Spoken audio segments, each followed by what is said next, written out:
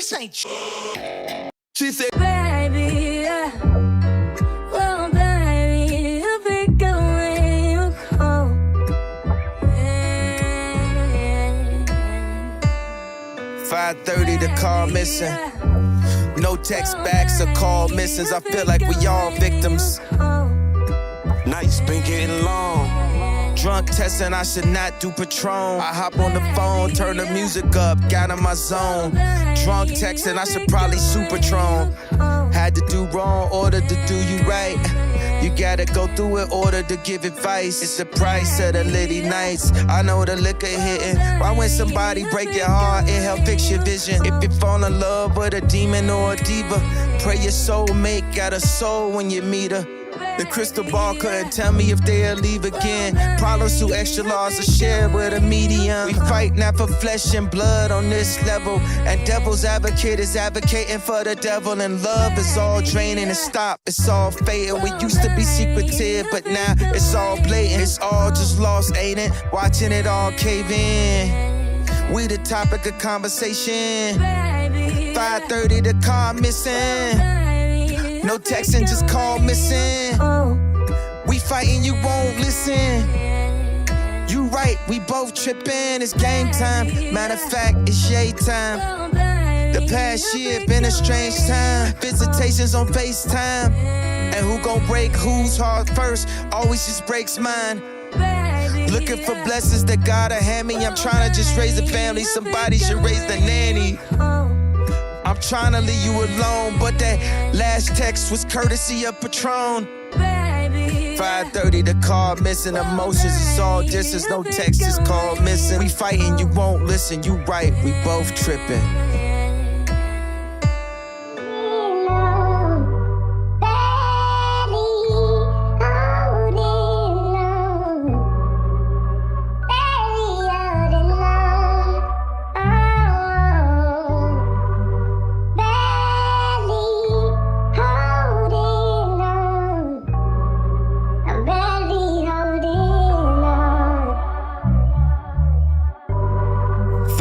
The car missing. Is this what you call distance?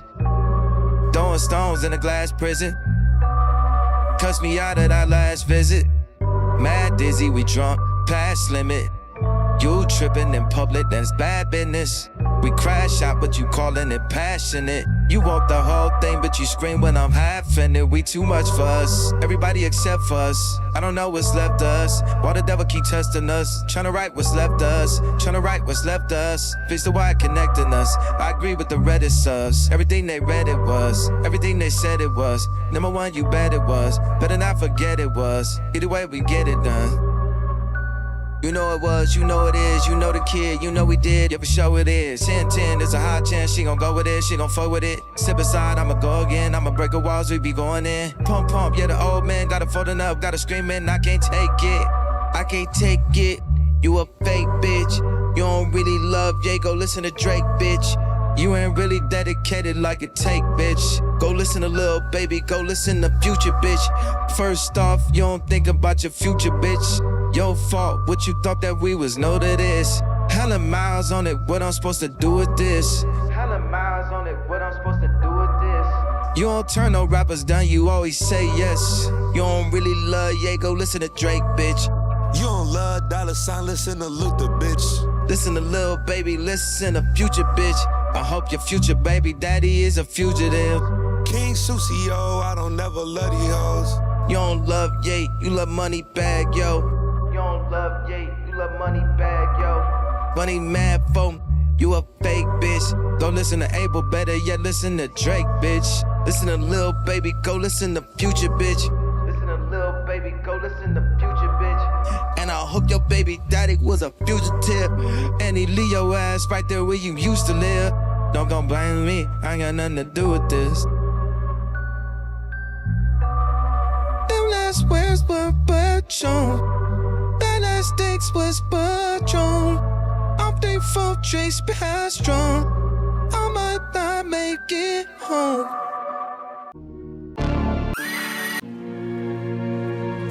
Big booty bitch, I know who paid for it. Yeah. Big booty bitch, I know who paid for it. You rock the Audemars Brigade, you ain't know no sad shit. If you say your grace, I get your ass fixed. Yeah, dive in and drop out the road. Stay with you, how I'm supposed. When I'm rocking junk, got it close. Oh yeah. Peanut butter guts from the inside. We going for a bite up the herb batches. Molly can't bite like a Mentos.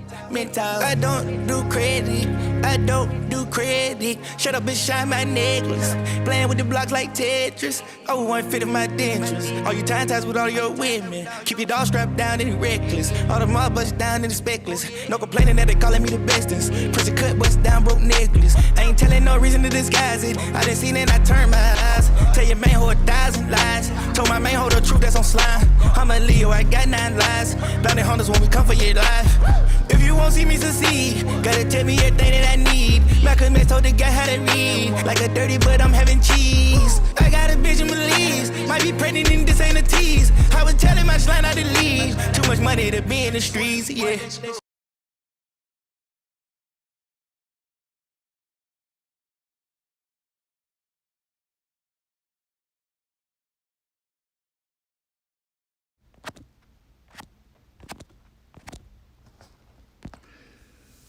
All right. Okay. So I told you guys what would happen. As a matter of fact, let's do this. I just told y'all yesterday what was going to happen. They were going to make sure that all 4 number 1 seeds were going to be in there. And I tell you guys all of the time, follow the ratings. And I always tell you how you're supposed to be able, how you can be able to beat the system, the powers that be, which are the networks, the sponsors, the shareholders, the NCAA, television partners, the referees facilitating what the powers that be want, and how you can defeat them. And you got to beat them at the 3-point line and at the free throw line. You can't have any self-inflicted wounds, right? And you have to understand something. You have to stay away from a lot of different screens when the game is still within reach, because they're going to call moving screens. You can't take charges when the game is still within reach, because they'll call blocking fouls. Okay, it's just all these little things that they'll do to make sure that you don't have a chance. And once the game is not within reach, that's when they'll try to balance the calls and start giving you fouls you should have gotten a long time ago. It's disgusting. They do this all of the time. So I told you guys what they were going to do. They were going to make sure that all 4 number 1 seeds were going to make it into the Final Four. So you actually have a repeat of last season.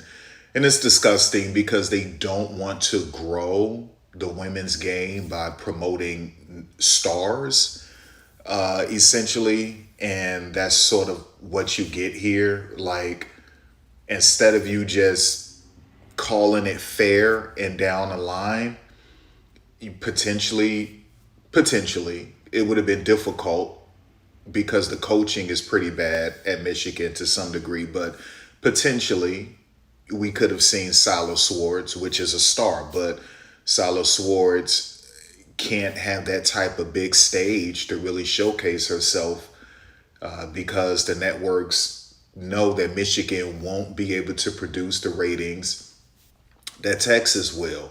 Now, Michigan football, that's a different story, but this is in football.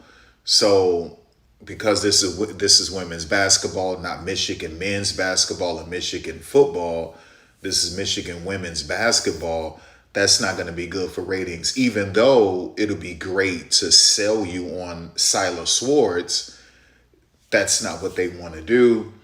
And so you go with the bigger brand, which is Texas, and that's where you go. The same deal with UCLA. Obviously, you need that West Coast market. UCLA is a big brand. Go with UCLA. Different storylines with that as well. You already know what's going on with the Gamecocks. It was going to be difficult for TCU to win that game anyway because TCU currently only has one true WNBA player on that roster. and it's not Suarez. She's not a WNBA player. I know everyone in mock drafts has her in the first round.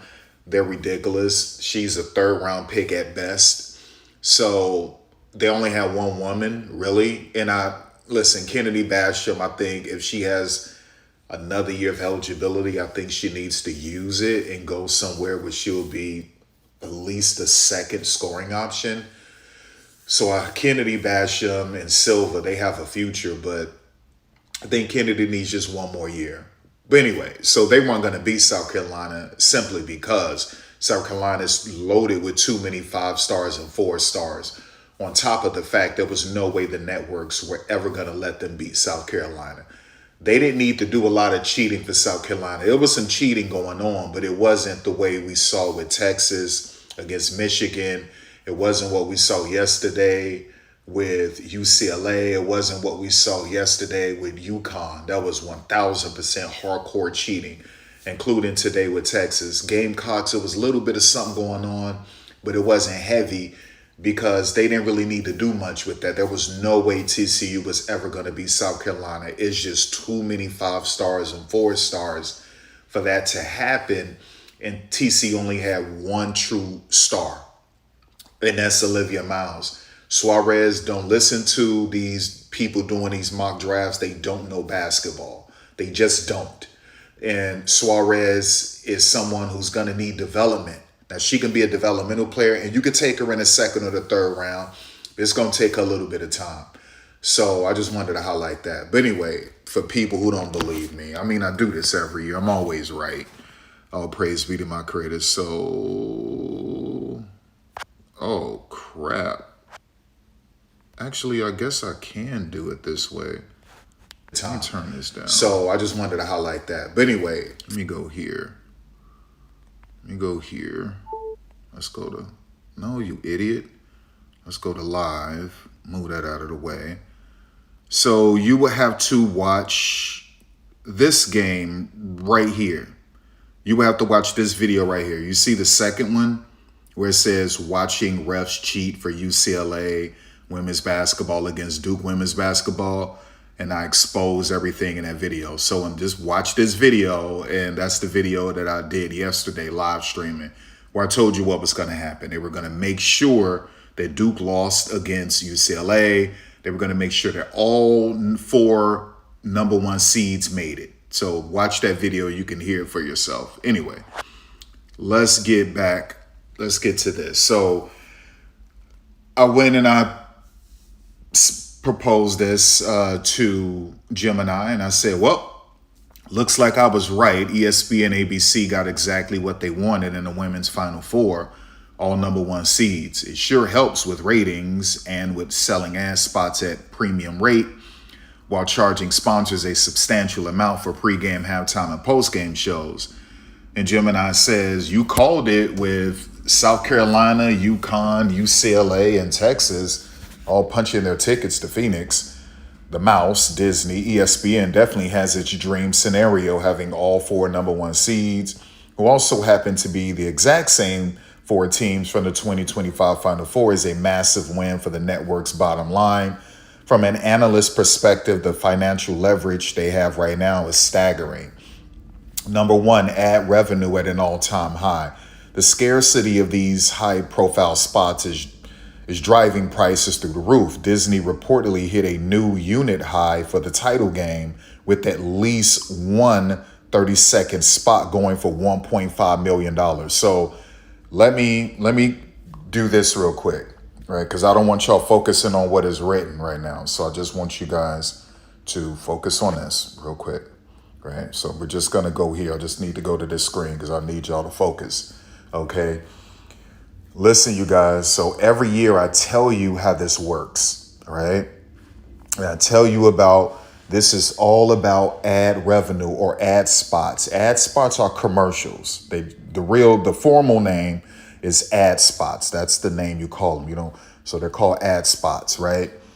And that's where you see your commercials during big games, big tournaments, playoffs, things of that nature. What happens is that normally during a regular season, a 30-second ad even if I don't care if it's South Carolina and Texas in the regular season, it's not going to go for 1.5 mil. It won't even go for $1 million. It might go for 200,000, 250,000. Okay. Maybe if it's on ABC, they might be like, you know what, we're going to have to charge you like 400,000 for that one. But it's not that high. But when the stakes are this high in a tournament, a Final Four, or a championship game, they'll sell a 30-second ad for what you just saw right there. It's even more on the men's side. And in football, it's extremely high. So this is what it's all about. So you have to understand something. The NCAA spent around 40 mil, if I'm not mistaken, to cover all women's sports. And so this is just robbery. This is making money hand over fist. And they always want to make sure that they put the teams in the Final Four and in a national championship that will guarantee them the best ratings. They do it for the Elite Eight as well. That will always guarantee the best ratings. Why? Because this is how they're able to sell ad spots at a premium rate, at a high price, and justify it. So they can say, we have South Carolina versus Uconn. Okay, it's going to be on ESPN at this time. We project that the peak numbers will be 6 million, and we project that the average will be 3 million. Okay. And so the company buying the ad spot will say, hey, or the potential buyer will say, you know what, that seems fair. I can get my product out here to 6 million people or 3 million people. That seems fair. How much are you charging? Well, check this out. I'm charging $1.5 million, and they'll pay it. And that's how it goes. Okay, that's how all of this thing works. They can sell a 10-second ad spot for probably $250,000 when normally a 10-second ad spot wouldn't have went that high. They could sell a 20-second ad spot for $500,000 or more. This is how this thing goes. Sometimes they will even sell 1.5 seconds or 2 seconds. Okay. Sometimes they will sell 1 second, and that will go for 10,000 or 20,000. And that'll blow your mind, right? I've never in my life seen a 1 second ad. Yes, you have, y'all. Have y'all ever watched an NFL game, a WNBA game, a women's college basketball game, where this quick little ad flashed on your screen for 1 second? That wasn't a mistake. Now, you want to know how I know this? Because my sister, for over 10 years, worked for Nickelodeon, MTV, and Viacom. And she did all of their commercials. We're close to 10 years. She did all of their commercials. This is when I used to live in New York. And she worked at Viacom, and she would bring me into her office. She put together all of those commercials during that time. My sister did all of that for Nickelodeon, VH1, and MTV. This is before Viacom purchased BET. And so I was able to witness my sister put all of this stuff together. Now my sister is a professor. She teaches accounting, and she's an accountant. But, you know, this was at that time when she was working for Viacom. So I know all of this, right? So people would literally purchase for $5,000 a quick little 1 second ad, and it'll flash across your screen real quick. Normally they'll show the website or the number, and it'll boom, and it'll flash across, and then it's gone. They spend about $5,000 for that if it's like a big game. So that's what this thing is all about. It's about making as much money as possible and being able to justify the high price. Okay. And that's what this is, you guys. Now, the other part about it, the other part of this is how they make a lot of money is through sponsorships. So I always tell you guys, you put the best teams in the Elite Eight or Final Four that will have ESPN to justify the high price that they're charging for you to sponsor the game, for you to sponsor pregame, halftime, postgame, and even different segments. So although State Farm or Degree is sponsoring the pregame show, but there's different segments within the pregame or halftime show that they can sell time for different companies to sponsor it. So normally you would see, well, this halftime show is sponsored by State Farm or AT&T or Comcast or Xfinity, right? But then Shanae or Drea Carter would get up and go to the screen and say, This segment is called On the Block. The block meaning the paint. This segment is called On the Block, and I'm going to highlight the bigs in the Final Four. So you get Lauren Betts, okay, you get Oldacre, right? You're going to get Uconn, okay, like, so that's what they're going to point out. You're going to get Sarah Strong. They're going to highlight On the Block. It's a segment by Ncaa because she played the power forward position. She played a big position so she can understand it. And On the Block segment is sponsored by Degree, okay? Or On the Block is sponsored by Kia. And so you have sponsors inside of a show where the main sponsor is State Farm, but there's different segments that they sell to different sponsors and companies to sponsor these different segments. And they go for a lot of money when you're getting into the Elite Eight, Final Four, and especially the Natty. I mean, we talking about 10 million, 20 million, sometimes even more than that. And so even though even though ESPN or Disney purchased the license for from the NCAA to broadcast all women's sports combined for just over 30 million, or maybe it was 40 million, but they paid a whole lot more for the men. And that's just individually, like for NCAA men's and hockey and football, like it's a bunch of money. So thank God for Sedona Prince because she exposed all of this. So now we know that ESPN, that the NCAA is so corrupt that they sold their license for women's sports combined as a group combined to ESPN for what? Under 40 million? Maybe it's over 40 million. It's something in that range, right? That's what they did. It's disgusting, right? And so ESPN, Disney, they just been making all of this money, you guys, especially when it's time for tournament time. So, I mean, who knows how much money they've made over the years. Okay, it's really disgusting, but this is what it is. They're really greedy. And so they're going to force these teams into the Elite Eight, into the Final Four, into the Natty. This is what they do. And I tell you guys, so people often say, man, like, how do you get it right all of the time? Well, number one, my creator, and really that's the main reason. But you have to understand corruption within these companies. You got to understand business. And this is all about business. This is all about money. And the officials facilitate what the powers that be want. So oftentimes you have teams battling the powers that be. And I told you who they are. That's the networks, their television partners, their shareholders, sponsors, okay, the NCAA, and then you're battling the officials because the officials are facilitating. So what the officials get in return, money underneath the table, but they also get promises of a bigger bonus, meaning what? These officials will move up to the Elite Eight, the Final Four, or the national championship game where they get the biggest bonus of all. And this is what happens, okay?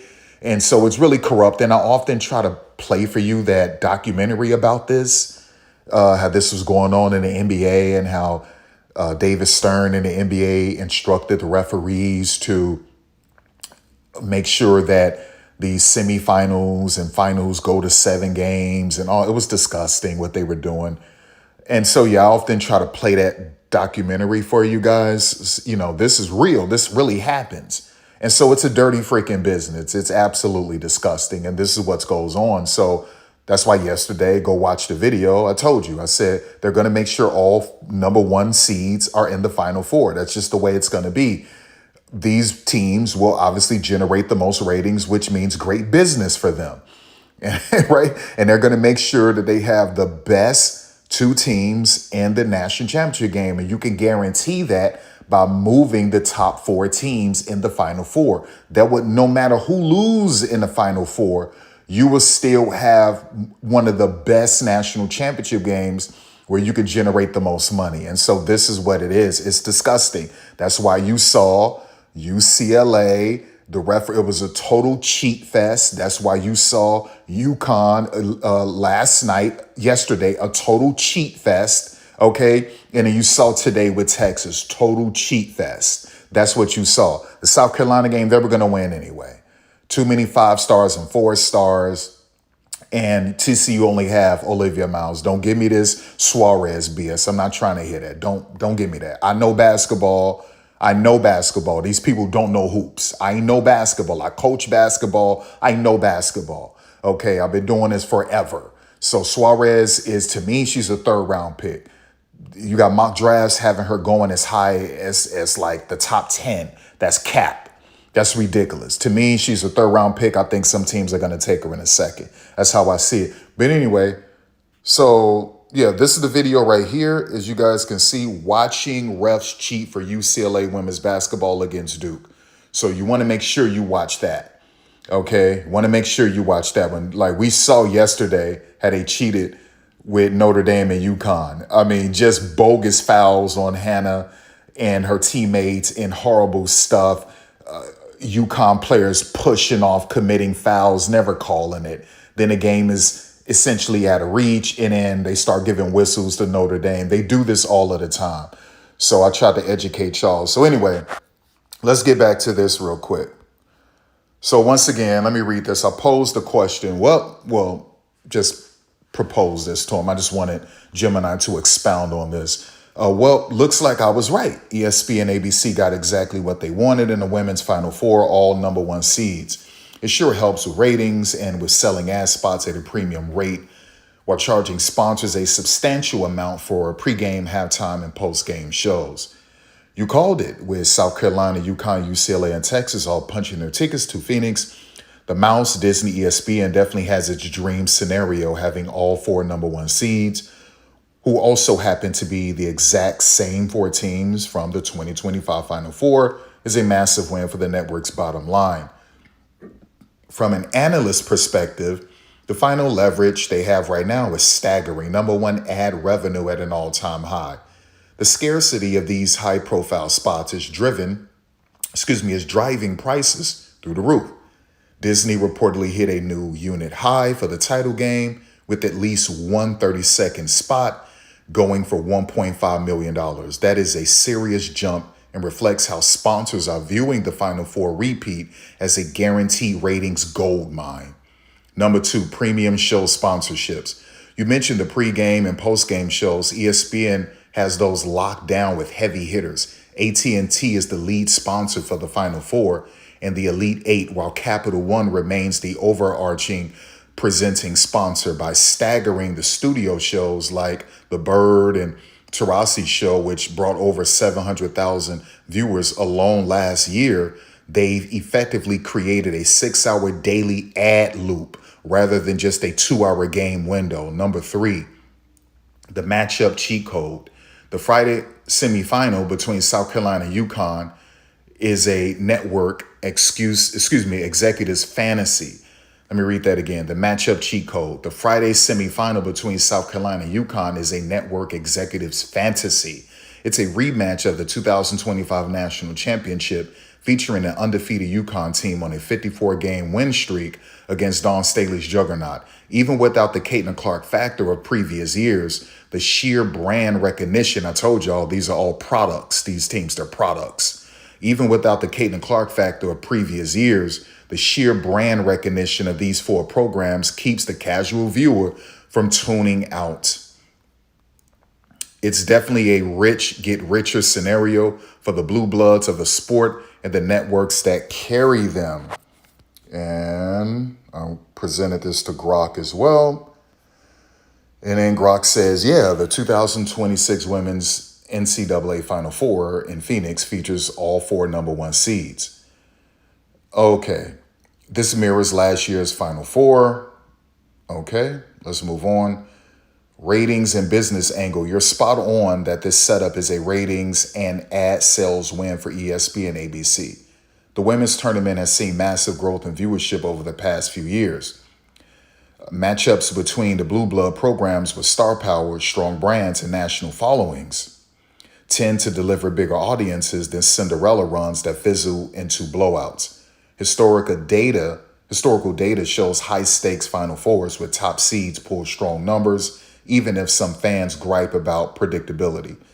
Networks prioritize eyeballs and engagement because that's what commands premium ad rates. Pre-game, halftime, post-game inventory, and sponsor interest.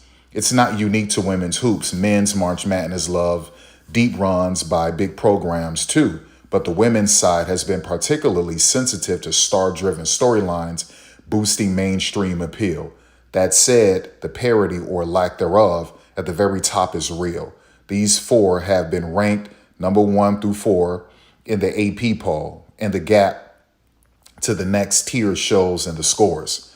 Upsets make for fun chaos, but when the best teams actually meet in the Final Four, it often produces compelling basketball and validates the regular season hierarchy. Whether it feels rigged or just merit-based depends on your view of how the sport has evolved with name, image, likeness, transfers, and talent concentration. Okay, and then I did one more. So I asked Google AI the same thing, and this was pretty basic. It's pretty basic. I thought this was pretty basic.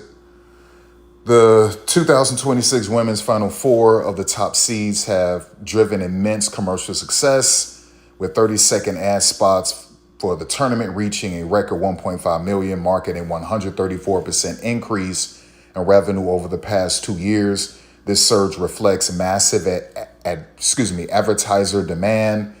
Let me read that again. This surge reflects massive advertiser demand and high viewership, with tournament ad revenue up 72% from 2 years ago. Okay, record ad prices. We just read that. Massive demand. ESPN saw nearly all ad inventory sold out for the tournament, fueled by the rising popularity in top-tier matchups. High revenue growth, ad revenue. We already read that. Diverse sponsorships. 151 unique advertisers across 66 categories are participating. Look, that's amazing. 151 unique advertisers across 66 categories are participating in the 2026 tournament. This is pretty serious. And I want to do one more thing. I want to trust something a little bit different. So let me copy this. And I want to go to Bing real quick. So I want to... Oh, I did that already. Okay. Right. Okay. Let's do this one. When top-seeded teams reach the Final Four, the tournament often features the most competitive and widely followed programs. This tends to attract a larger audience, as fans of successful programs in general sports, viewers are more likely to tune in. Networks like ESPN and ABC can leverage this to sell ad spots at premium rates, particularly during key broadcast windows, such as pregame, halftime, and postgame shows. High-profile matchups also increase sponsor visibility and engagement, further boosting revenue potential. Programming and sponsorship strategy. Beyond live game broadcasts, networks benefit from ancillary programming. Pre-game shows can offer team analyses and player interviews. Halftime segments provide real-time discussion and highlight reels. And post-game shows recap the key moments. Each segment is an opportunity for advertising and sponsor placement, often allowing broadcasters to charge a substantial premium when high-seeded popular teams are involved. This contributes to the overall profitability and broadcasting the tournament.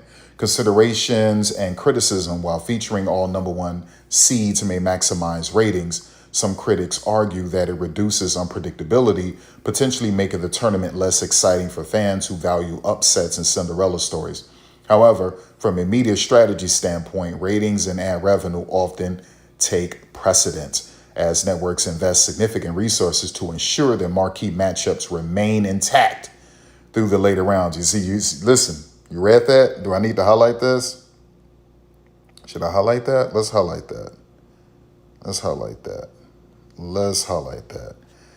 As networks invest significant resources to ensure that marquee matchups remain intact through the later rounds. I told y'all.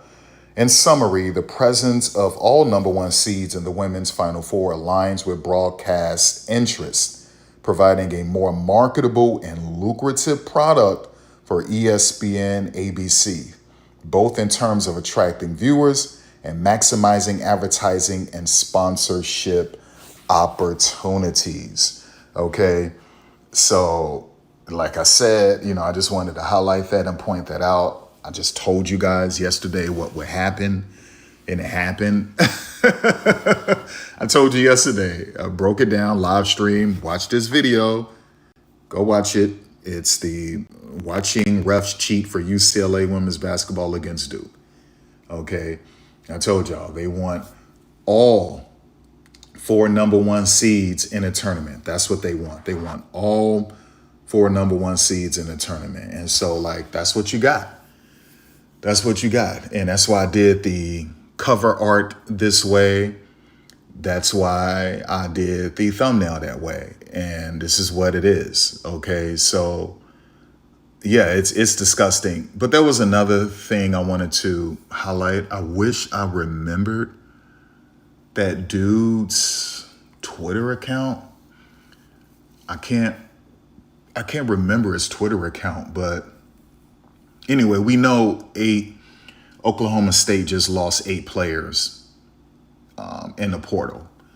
So technically they only have 2 players left on the roster, I believe. So they lost 8 players. And we saw Addie Deal leave, right? So this is what's going on. My girl Maddie Francis at my school, Mississippi State. I'm super excited about that. But that's what it is. And everyone is running in a portal. And I told all of you why they're running in a portal. It's out of control. I did a video talking about how it's spiraled out of control.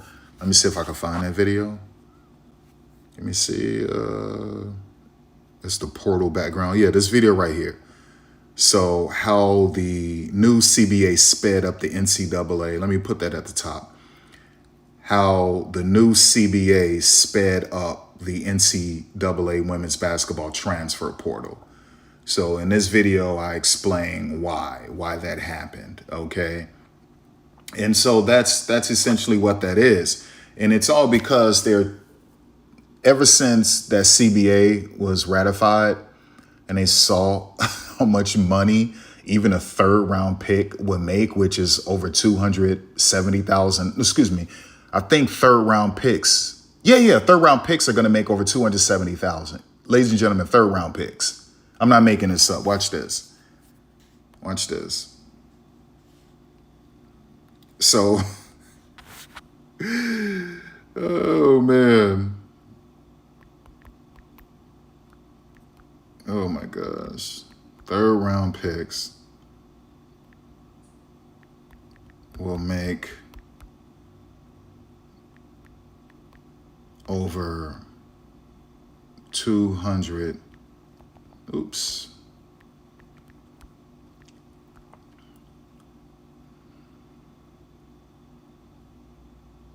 Make over 270K.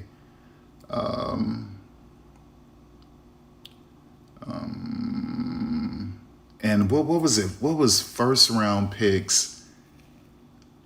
I think 1st round picks are gonna make. I know 1st round picks are gonna make over 530K. I believe. I think it's over. It could be 600K. Right?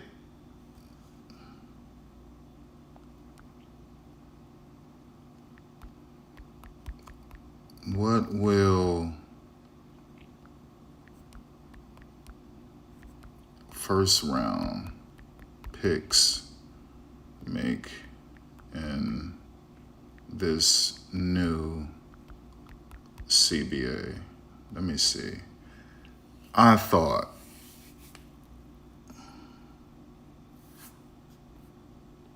actually. Oh my gosh. No. Or maybe it was over 100-something thousand. I thought I saw. I knew I was right. Here it is right here. I knew it. Okay, because it's some little basic journalist. He doesn't have a big name. So white dude. And he's just starting to cut his teeth. He's trying to move up the ladder. And he's small time right now. But, he's the one that first put this out before anyone put it out. I was like, on Twitter, and I was like, wow, okay, that's interesting. And this is really going to have them to jump in the portal. And that's one of the reasons why I made that video once I really saw that. I was like, okay, we have to talk about it because these women are now flooding this portal more than ever before. And it's so much out of control that Coach Yolette McKeown went to Twitter and was like, ladies, please stop this. Slow down. This is too much. Like, stay put. Like, it's out of control. And I was like, and now you got my girl, Sydney Parrish, highlighting. She called out Addie Deal essentially and said, follow the money. This isn't about Addie Deal being upset that Jan Jansen set her in the biggest game, pretty much. This isn't about that. This is about money. And Addie Deal, obviously some school offered Addie Deal a substantial amount. And that's essentially what that is. So Sydney Parrish just said, this isn't about anything else but money. Yeah, that's true, but this is also about the WNBA, okay? And anytime these women see that third round picks will make $270,000, they're jumping in the portal. And these coaches don't understand it. Like, you have to give these women a lot of opportunities during games, including these women on the bench. And you have to be able to develop them where they can stand out. Even if they're only averaging 12 minutes, they need to look like they should at least be starters or a sixth woman, even if they're only getting 12 minutes. The development has to be there. And if you're treating Addie Deal a certain way, if you're treating certain players a certain way, where it's just like, no, sit on this bench, wait your turn. I know what I'm doing. Listen to your coach. There's tradition here. There's a standard. There's protocol. All of this stuff these players aren't trying to hit at. I have to go somewhere where I stand out, where I can shine. And that's not going to happen here. I also don't need to go to a stacked team anymore because I can't shine. Like, I'm looking at Ice Brady just melting on the bench at Uconn.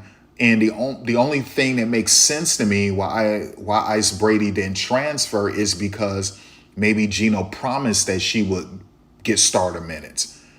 Or maybe she just loves the culture, the campus, everything at Uconn, and she don't want to leave. Because I don't understand how Ice Brady was one of the top recruits, and for her to just melt like that on the bench and be okay with it, it doesn't make sense. Or maybe Ice Brady obviously clearly didn't know that the WNBA was going to be handing out money like this for third round picks. I think Ice Brady is going to get the hell up out of Uconn. So, like, these are some of the things I was highlighting. And so these young women, they see all of this and they're saying, I got to go somewhere where I can stand out.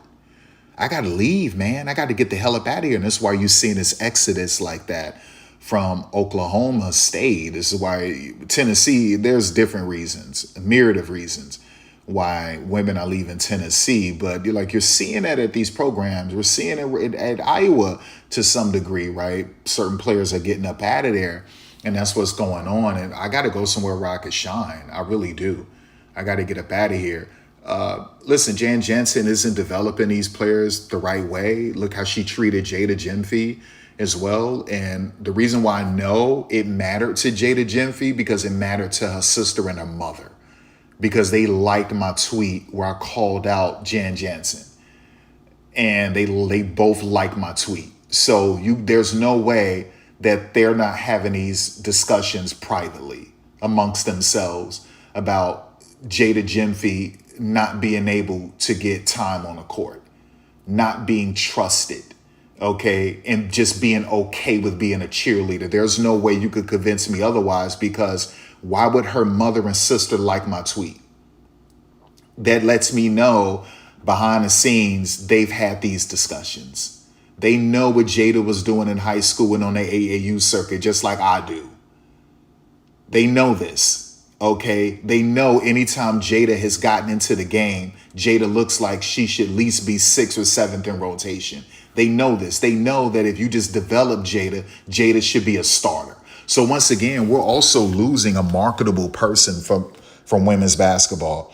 Jada Genfie is absolutely cute, gorgeous, all that, look good. She fine, she's sexy, she all that, with a great personality, just lovable, personable, affable, just electrifying in every way, just this magnetism, she has it. And the fact that you buried someone like that who's a potential star for many different reasons, and you didn't take advantage of that. This is what we were dealing with in the WNBA. We had women who were absolutely drop dead gorgeous with big, big personalities. And the WNBA just buried these women or kicked them out of the league. They wouldn't even promote them at all. It was disgusting. And we've seen that in college as well. You don't take someone who is as beautiful and good looking and fine as Jada Genfie, with all of this potential she has on top of her personality, okay, and how dynamic she is, where she can host a show, she can be an analyst, all of these different things. She can do her own podcast, which she was doing, and you bury her, and you're wondering why it took women's basketball forever. Okay, and why some of these coaches are getting fired. Like, you don't bury a Marilyn Monroe. I'm not saying she's Marilyn Monroe, but I'm just saying you don't bury a Marilyn Monroe. And that's what they've been doing in women's basketball. Okay.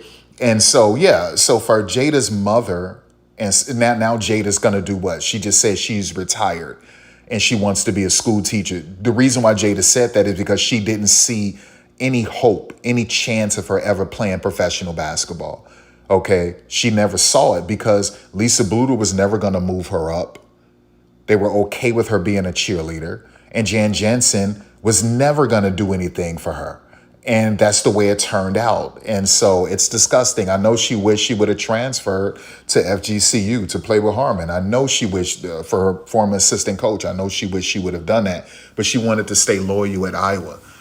Okay, and it's like these are the stories we see. So you're having women getting the hell out of these places where there's no true development. There's no way that they can truly grow because they're not getting opportunities and they're not being properly developed. They're afterthoughts. And the coach is saying, I know what I'm doing, and you don't know what you're doing. Okay, you're satisfied with making a tournament, or you're satisfied with hopefully moving to the Sweet 16, and you're just good because that benefits you. That benefits your contract. Okay, that doesn't benefit these women. And that's the whole point. So it's like, no, we're good. Like, I know what I'm doing. I can get you into the tournament. I can somehow potentially get us into the Sweet 16, and then it just ends right there. Okay, so the coach benefits from it. She capitalizes, he or she, with more money. The players, they're the ones that suffer if you're not the first or second option on the team. Everyone else suffers. Okay. And so this is why you're seeing this mass exodus into the portal, because they're chasing this money. Look, second and third round picks starts at $270,000. Okay. Right. This is pretty serious. What did they say about first round picks? Yeah. Number one overall pick, $500,000. Number two overall pick, $466,000. Really, that's $467,000. You round it off. And the end of the first round, $289,000. That's essentially $290,000. Okay, right? Like this is what we're seeing here. This is what's going on. And then, like I said, you end up getting into the third round, the second and third round. We're talking about $270,000. This is only for a few months. It's not like this is a year. It's only for a few months. Okay. And so this is pretty significant. It's pretty significant, right? So, and then they see that there's this option called Epic, where if you outperform, you would be eligible for the max in your fourth year. So when they see something like that, I got to go somewhere where I can be seen. I got to go somewhere where there's more opportunity, where I can be developed better. I can't go to Uconn. Uconn is too loaded. I'm not going to stand out at Uconn. I'm not going to stand out at South Carolina. at UCLA, at Texas. Plus Vic got that whole program in a chokehold. He's not going to let, and same with Gino and Don, they're not going to let you breathe. I got to go somewhere where I can breathe. Okay. And like, that's what you're witnessing. That's what you're seeing. So yeah, like I just wanted to also highlight this is bad. So like I say, and like I said before, this hurts the WNBA simply because the WNBA is going to get in a lot of unfinished product. You're going to get women coming into this league where they're not refined, they're not polished. And it's going to hurt the product when you're dealing with dilution. And then here comes unfinished product, which hurts the game and it makes it degradation, right? That's what you're going with at that point. So you get dilution, degradation, which equals disaster. And this is when the casuals tune out, the attendance numbers are dropping, networks have to lower ad spot prices, ad prices. So it goes from a marquee matchup in the WNBA, a 30-second ad during the regular season is going to fall from 200,000, 300,000, 500,000 down to 100,000 or 90,000 or 70,000 or 50,000. Like it really can drop that low. Okay, if they can't promise them an average of 2 million, if you can't promise them that, it's not going to work. Okay, so if they know the average is now 600,000, then they're not going to pay that type of money for a 30-second ad. It's going to drop probably to 100,000. And then that's bad for the networks. That's bad for the WNBA. That just doesn't look good. And then aesthetically, it doesn't look good because you said that the league was growing. When we watch your games on television, there's a lot of empty seats. It looks like in this 15,000 seat arena or 17,000 seat arena, it looked like only 7,000 people are here. And they were all spread out. It looks really, really sparse in here. Okay. And so that hurts the aesthetic, and it makes novices, it makes casuals, when they see that many empty seats, it makes them believe that this sport isn't worth watching. This league isn't worth watching.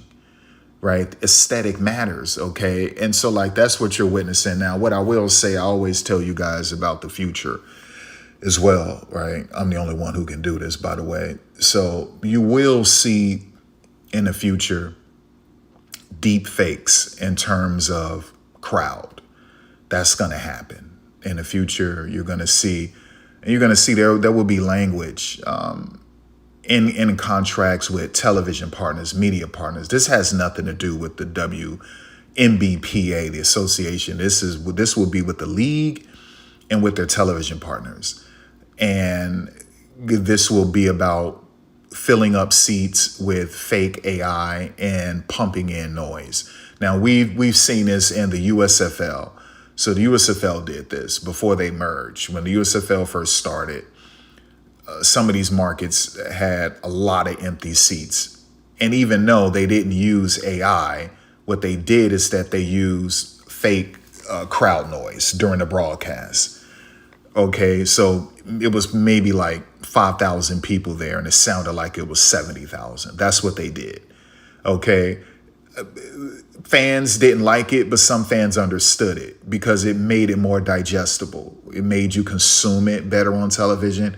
If instead of you just hearing faint sounds from 5,000 fans in a 60, 70,000 capacity stadium, which would sound like a joke, a whisper, then they needed to pump in fake crowd noise. It just made it easier to watch on television, right? The football was good. It was like 5,000 people in a stadium that seats 70,000. It looked ridiculous. And it made casuals not believe that it was quality football because they turn to that channel and they see like 5,000 fans in a 70,000 seat stadium and it's a joke to them. I'm not watching this. This is trash. And they turn even though the football was really good. So you're going to see that in the WNBA. It wouldn't even shock me if the NCAA went that route, right? Depending on the conferences and what they worked out with the networks. So you'll see deep fake AI crowds. That's what you're going to see mixed in with humans, real people there. You're going to see deep fake AI crowd there with fake crowd noise. Okay, and it will be AI crowd noise where it syncs perfectly with the game action. Okay, and so that's what you're going to see. I promise you, you're going to see this happen because it's good for the networks and it's good for the league because it makes the casuals not turn away, right? So when they go to that channel and they see a packed arena, even though if someone showed you with their iPhone how many people were actually in attendance and they shared it on social media, and it was only 6,000 people at this game in this 16,000 seat arena, that would be embarrassing. But it's okay with the networks and the league, okay, because it helps with ratings, with viewers. And if we got to put in fake AI, deep fake AI in here, that's what we're going to do. So that's what you're going to see in the future. You heard it here first. I'm pretty sure lurkers are watching now. They'll run to their channel and talk about it. These are the lames of the world. So I might even expose them like I did last time and humble them. But yeah, like this is what it is. So get ready for that.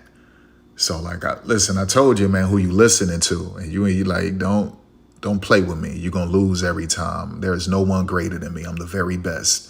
There is no one better than me. I promise you this. And so what did I just tell you yesterday? Didn't I tell you that they were going to put all four number one seeds through? Didn't I tell you why they were going to do it? Don't ever I tell you how you beat them? Okay, right?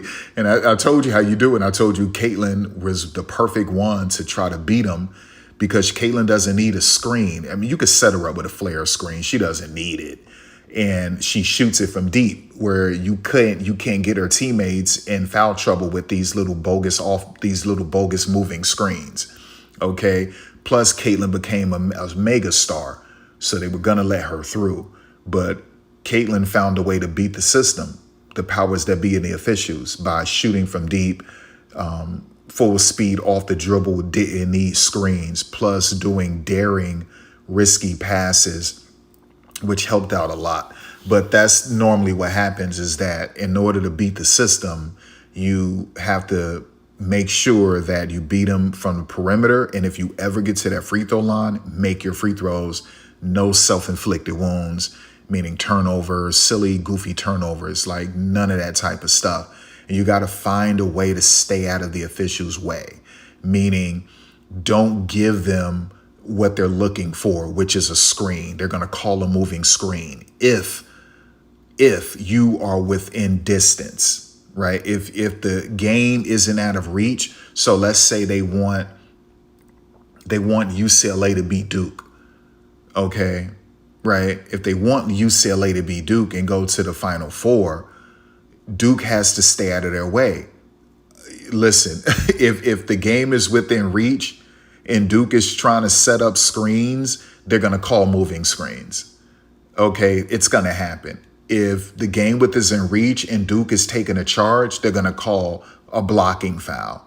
This is what happens. You have to, if the game is within reach and you barely pushed off, they're going to, it wasn't even nowhere near close to a full extension. They're going to call an offensive foul. Like, this is what they do. Okay, it's what they do. It's absolutely disgusting. And they're going to find a way to get you in the penalty and get UCLA in the bonus. They're going to find a way to get your best player or one of your most important players, key players, out of the game with 2 fouls in the first quarter or 3 fouls in the first half. They're going to do that.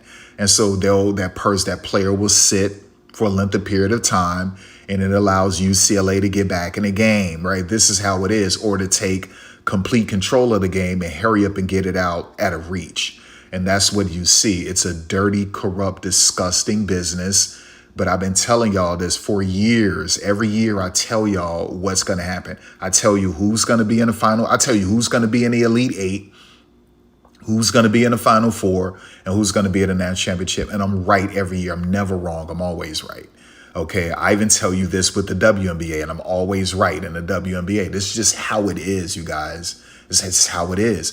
And I tell y'all, it's difficult to predict this with the men's, only because with the men's, everything is pretty much even with males. And like, so I broke this down years ago, and I said it's much easier to predict the women than it is the men. And the reason why, because with men, they're equal. Meaning you can play for Loyola, right? Loyola of Chicago. You can play for Loyola, and you can make it to the Elite Eight or the Final Four. And going up against blue bloods, you would say, well, why would you say that? That's why it's less predictable. It's more unpredictable because men are all even. What do I mean by that? There's tall players at Loyola, just like at Duke, just like at Uconn, at UCLA, at Kansas. They're all tall. They're all athletic. They all can jump out the gym. They all can dribble really good. Okay? They all have good ISO skills. The difference is that the blue bloods have better facilities in terms of training and recovery. They have more resources. So they're taken care of a lot better. And it depends on the quality assistant coaches in terms of development preparation. And so this is why sometimes the bigger name programs and men will eventually win because of resources, because of what they have at their disposal. Versus Loyola will get to the Elite Eight. They'll get to the Final Four, okay, because they're men. Number one, their coach has did everything he could to get him to that point. Really smart, savvy coach working his way up the ladder. And he has a team full of 6'8" to 7 footers, and they all could jump out the gym just like these dudes at Duke. They all have great ball handling ability. They're creative. They're good with ISO. They all can shoot. They're all good off the pick and roll. They're all good at the horn. And this is what it is. But what happens is that Duke is just more probably in better condition, better shape. They might be stronger, right? They might be more prepared. Okay. The little things matter, right? Well, Loyola, they don't have the type of equipment. They don't have the facilities, the recovery. They don't have the money to hire elite assistants the way they have, right? They don't have the money to hire an entire analytical team. They don't have the type of money to hire numerous scouts, elite scouts to scout teams, like opponents. They don't have that. And Duke does, UCLA does. And that's the difference. And so eventually Loyola would lose because their body hasn't recovered as quickly as Duke or UCLA. They don't have the analytical team to really get into the nuances to give them an edge like Duke, Kansas, or UCLA. Just these little things matter. And so that's why eventually you'll see blue bloods will end up winning out, even though there is a Cinderella, right? So it's more difficult to predict the men's side because men are even. The women, they're not even, right? So you have Malaysia Fawali and Flaugier, and you look at their opponents, they could play Auburn, or they can play Elon, right? Or they can play Campbell University. And although Campbell and South Carolina, they would average the same height, let's just say hypothetically, like they all average the same height. The average height is 6 feet, 6'1". Let's just say that, right? Okay, their bigs are the same height, all of that. The difference is that South Carolina or LSU, they're just more athletic. They're just far more athletic. Okay. With the men, that's not the case. I don't care where you go. You can go to Florida A&M versus Duke. You can go to Bethune-Cookman and have them to play the Florida Gators. And they're all 6'8", 6'9", 6'10". They all could jump out the gym and they all have elite ball handling ability. The difference is that Duke has way more in terms of resources. okay, than Bethune-Cookman. And eventually the Gators or Duke will win out. Like, that's how it is with the women. It has nothing to do with resources. That makes it even more difficult, but that's not what it is that these teams were able to get the better athletes. They're athletes all of the time. They're athletes all of the time. So as you can see, you see how Flaugier can do jellies. She can do double clutch reverse. Flaugier can do 360s. Flaugier can just hang in the air and make adjustments midair better than anyone outside of Malaysia Fawali, right? You're not going to find that with South Dakota Coyotes. You're not going to see that athleticism on Virginia, right? It won't happen. I don't even care if it's a P4. That's not going to happen with Auburn.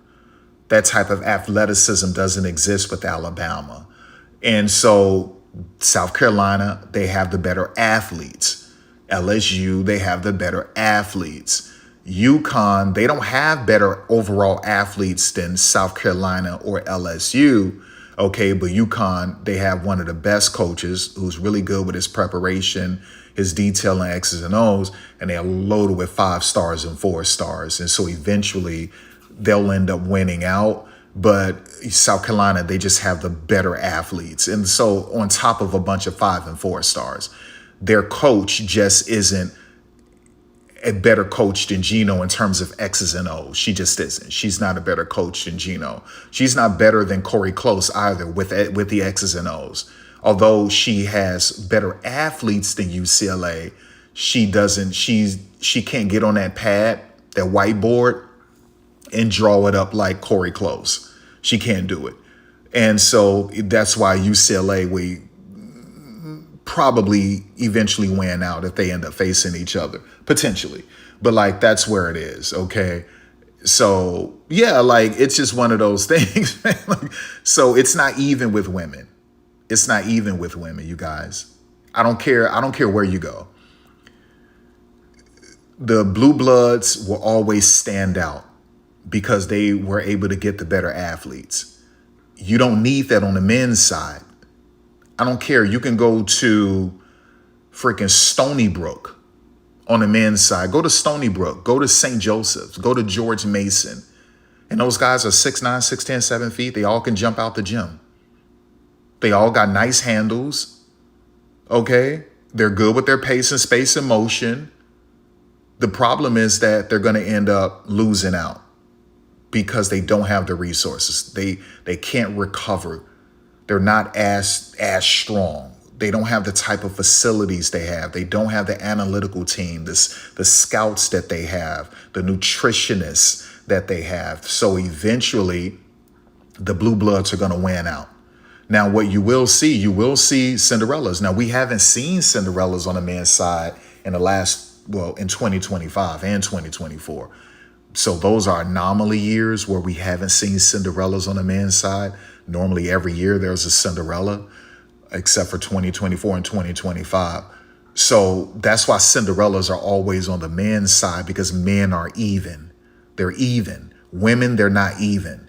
That's why there's only one Malaysia Fawali and one Flaugier, right? Okay. I mean, that's why there's only one Ashlyn Watkins. Just think about this. Even on South Carolina doesn't have better athletes than LSU. Just think about that. So it's a clear difference. It's a clear difference. And so it's much easier predicting the women's side. Now that's just me dealing with on the court personnel, right? I didn't even get into business when I just spoke about that, but I just set that up, right? So obviously this is about business, the business side, the corruption of it. And so when you factor that in, then it becomes really predictable. Now, didn't we just read from 4 different AIs where they talked about predictability and that being an issue, but it doesn't necessarily matter to the networks because they're all about money. They don't care what the fans think. The networks don't care about a Cinderella unless the Cinderella has a major superstar like a Caitlin Clark. So if they have a major superstar, So let's say if it was like my school, JU, Jacksonville University, the Dolphins. Okay, so let's say that was the case. Okay, we played LSU. We looked pretty good in the first half, and then LSU ran away with it a little bit later. But, well, who knows what would have happened because our best player, Priscilla, only played a few minutes in the first quarter. But P. Will, she only played a few minutes in the first quarter. But what I'm saying is that, like, let's just say that my JU Dolphins had a superstar on the team, like a mega star. Okay, and she has a huge social media following. She's famous.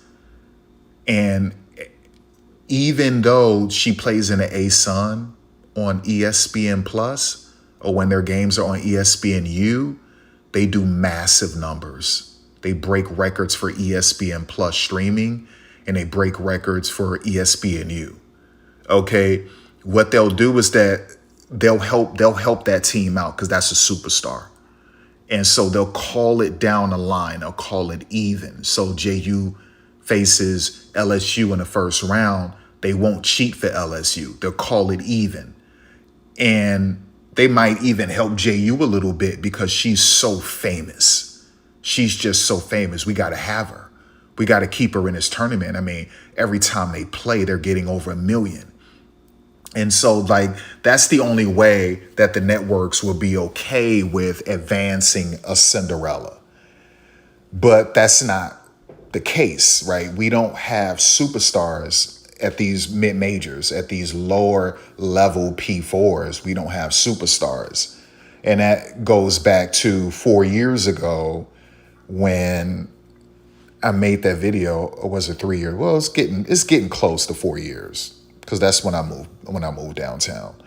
So, and I went to this amazing area downtown. This is like my first year when I moved downtown. So that was it's going on 4 years. And the people in the comments, I was live, I was downtown. This is when I used to have the comments up. And people in the comments were like, hey, you know, now the topic was coaching and all of these things. And people was like, what are you most concerned with? And I was like, well, development, talent development, player development. That's what I'm thinking about. And I highlighted how it's a problem. That was 4 years ago, essentially. And so that's one of the reasons why you don't see stars at the low level P4s and the mid majors is because we have coaching issues. And especially with assistant coaches. And so the development just isn't there. A lot of them don't have the resources to hire the type of people that they need or to get high quality practice players. They don't even have that. And so we don't get, and like I said, one of the main issues is that there is not a cap with how many P4s can have 4 and 5 stars. There needs to be a cap. And that way, some of the 4 and 5 stars can go to the lower level P4s and then to the mid majors, and that creates parity. Okay, but because we don't have a cap, which limits how many 5 stars and 4 stars certain teams can have, it hurts the lower levels. And now that the portal is out of control, even you could have had a budding star at a mid-major or a low-level P4. Now she's leaving, especially she knows the type of money she can make in the WNBA. And so now she's just leaving. And so it totally destroys any hope of a Cinderella. I keep telling people, Virginia was never a Cinderella. I know everyone likes Kamora. I know they love her. But Virginia was never a Cinderella because Virginia is a P4. The definition of a Cinderella in basketball and college basketball is a mid-major, period. End of discussion. It's a mid-major, okay? It's a mid-major. It's not a P4, never. It's never a P4. It's always a mid-major. That's the way it is. So Virginia was technically never a Cinderella, never. But like that's what it is. And so you just get snuffed out, right? You get snuffed out. So yeah. You know, that's essentially what it is. It's sad. It's the way that it is. It sucks, man. And I just try to help people out every year by bringing this up some people, you know, you got your little haters and your doubters and they don't believe you and then they got to eat. I don't even want to say eat crow. They got to eat poop. They got to eat their own poop because I'm always right. And I just told you guys what would happen. Matter of fact, let's play that. Let me play that real quick. I mean, look, y'all, I told y'all about the portal. I told y'all why. I'm the first one to ever bring up Kelsey Mitchell, and then everyone started talking about Kelsey. I'm the first one to break down these teams with the Chicago Sky Select. And listen, I was so, oh my gosh. I told you about the Connecticut Sun thing before it ever happened the other day. I mean, before it ever happened, man, like, oh my gosh, this is pretty serious. Okay, so let's go here. Oh, okay, because if it... Oh yeah, this is me talking about Sidney Parrish. Duke turns it over. Now he gets the ball first, coach. Is the #1 pick. She's not lottery material. You got these stupid new fans talking about draft Kiki Rice. Draft Kiki is not ready for the league, y'all. She just isn't. She's gonna get in this league, and it's gonna take her 2 years to really get right. Kiki, she's just not ready yet. She's still an unfinished product, and she really should go overseas. But once again, you're getting these women into this league. Everyone running off of the big name. Kiki Rice, and she used to be my Gia freshman year, but Kiki not ready. She's not ready. She's not ready, y'all. She just isn't. You know, and I told people, this is how you know a true WNBA talent. There's the year that they're eligible or they already declared, whether it's their junior or senior year. They especially in a tournament, they have to look like WNBA rookies because technically you are a rookie because the season is just like a month and some change away. All right, so let me try to find when I said that. She can get you into the WNBA, and obviously helps out with rating because that's how they push their products. They help build their products in many ways, but one of the ways is through the draft. So it's sort of like, it's like how they're doing a solid for the Lady Vols by keeping the Lady Vols in the top 25 when they don't deserve to be in the top 25 after like 1 trillion losses. It's disgusting. They did that crap, I believe, in 2021 or 20. Let me go back. Is that when I brought it up? Raven looked a lot better, but that's not really saying much. But Raven looked a lot better. But so am I going to say Latson is a first-round talent? No, I think Latson is a second or third-round talent. That's how I see Latson. Okay, now things would be a lot different in a WNBA if they make her be the Kelsey Mitchell role or the Arike Gumba. She can get you into the WNBA, and obviously helps out with rating because that's how they push their products. They help build their products in many ways, but one of the ways, she's not 6'4". They're like hoop like a lottery pick, and that's why.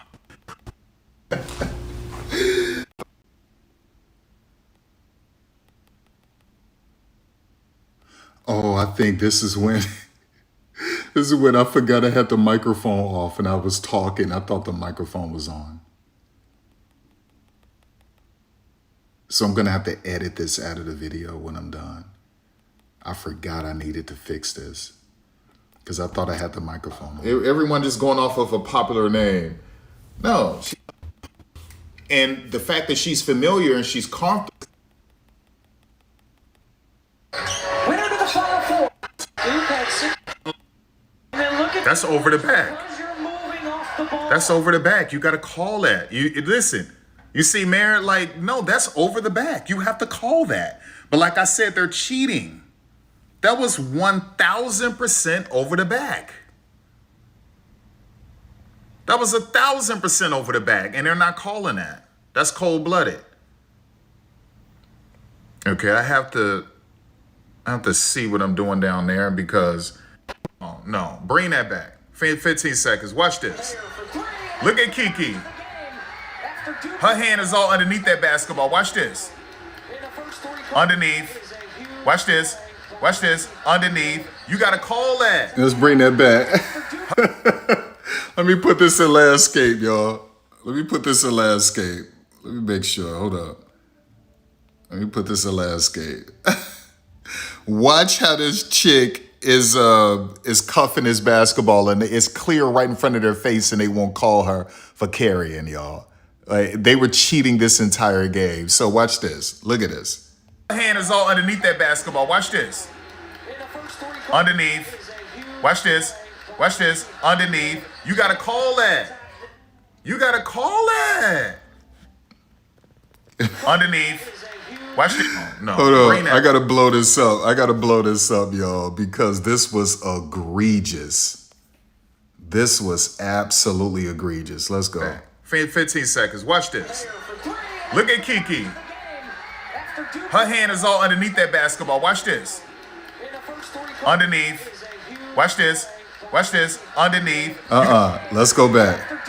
Let's go back. I gotta slow that down. Slow that down. That was cold-blooded. That was, wait a second. That was cold-blooded. I mean, right in front of their face, and they wouldn't call that. And it's all underneath that basketball. Watch this. Watch this, y'all. Carry. Watch this. It's going to happen again. She's going to put it back in the left hand. Watch this. Watch left this. Hand. Carry. Underneath. You gotta. These people are sick. These people are absolutely sick. It's disgusting. Yeah, that's what I want. Come on. Yeah, that's disgusting. Call that. You gotta call that. This is a great job of playing inside out. Ledger Walker, 2. Cheat for the powers that be in college, which is years. Like college, they come back to the WNBA and cheat. And they leave the WNBA and they go, look at her, a 1,000% WNBA ref. She been cheating. All right, so I started talking about these refs at the 26 mark. All right. But the powers that be for over 10 years, like this is who they are. All of them. All of these. They lead it. They cheat for the powers that be in the WNBA. And then they go to college and cheat for the powers that be in college, which is the networks and their shareholders. And that's what this is. It's absolutely disgusting, right? That's why I said they need new refs, but that take at least 5 years.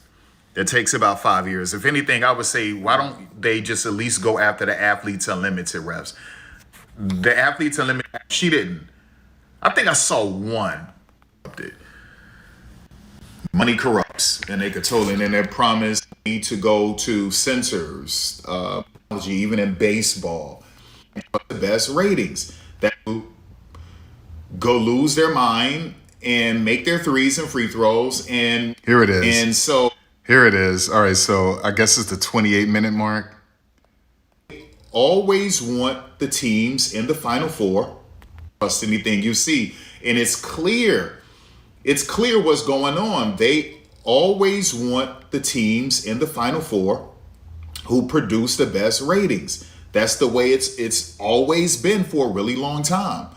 And so that's what you're going to get. Now, Duke is going to have to go lose their mind and make their threes and free throws and don't give the referees any red meat in terms of some stupid screen. Even if it's a legal screen, they're going to call it a moving screen. I told y'all. Well, watch. Let's go back. Let's just go back to 28.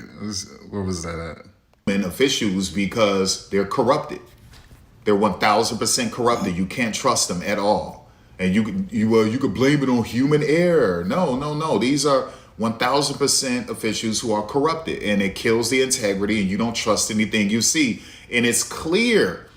It's clear what's going on. They always want the teams in the Final Four who produce the best ratings. That's the way it's always been for a really long time. And so that's what you're going to get. Now, Duke is going to have to go lose their mind and make their threes and free throws and don't give the referees any red meat in terms of some stupid screen. Even if it's a legal screen, they're going to call it a moving screen if you get within 3 points of UCLA or if you get within 3 points of UCLA, they're going to start calling moving screens when it was a legal screen. They're going to do dumb. They're going to call a blocking foul when it was a charge, right? They're going to do what they just did earlier and didn't give, I forget who was that was, Dugalich. They're not going to give her an over the back when she clearly had an over the back, right? And so, that's what that is. It's just absolutely disgusting. Oh, no. That's not off of Dugalich. That's off of Thomas. Okay. So anyway, let's get back to it. 6 seconds. Can you NBA? And that's the problem. Okay. We need to see some post fadeaways, some one leg fadeaways, post step back.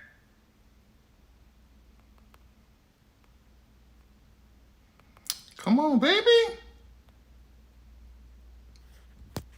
Foul down low. Oh, help. It's by Duke. That's how you have to play that thing. If you're concerned about the perimeter, then you run it out on that one. And that's what I was saying with Neepkins. So that was a power.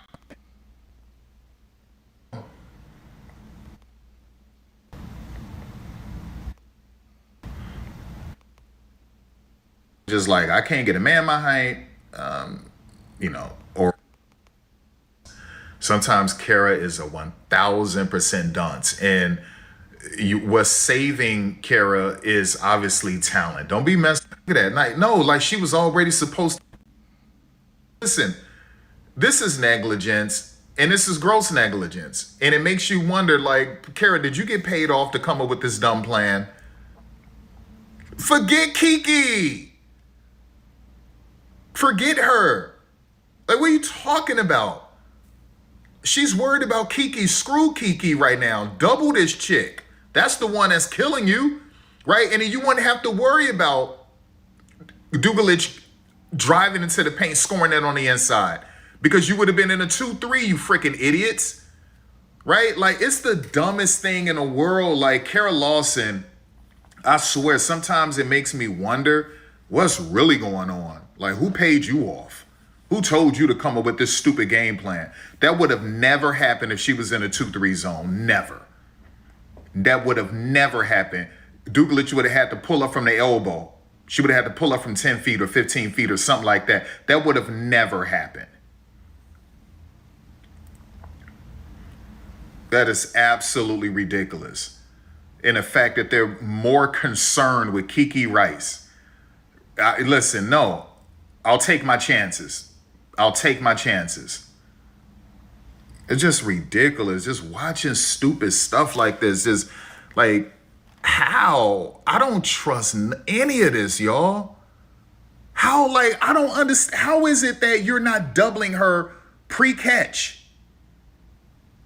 How is it possible that you're not in a 2-3 zone? Or if you're so concerned with the perimeter, how is it that you're not in a 1-3-1? You should have been in a 1-3-1 or 2-3 zone or box zone. Make it, and all times she's supposed to be doubled. Okay? What are you doing? It's just the dumbest thing in the world. Come on, you got to call that. That was a foul on Kiki. That was a flat out foul on Kiki. You got to call it, but it's not. They're not going to do it. They want to make sure that UCLA can put this game away. Okay? And they're only down by 9 with 2 minutes, 30 seconds left, essentially. So they got to get UCLA to put it away. Maybe 2 more, maybe 4 points, get them a quick 4 points, and the game might be a little bit out of reach. And then this one, you'll start seeing them calling favorable calls for Duke when the game is out of reach. It's a joke. Look at that, y'all. Make them prove it. Make them prove it. It's just so stupid. It's so stupid. Don't give me this Gianna Neekins BS. Prove it. Prove it. Prove it in an Elite 8. Prove it. You got to prove to me that you can bust them threes consistently in the Elite 8. Prove it. But this chick won't be beating us.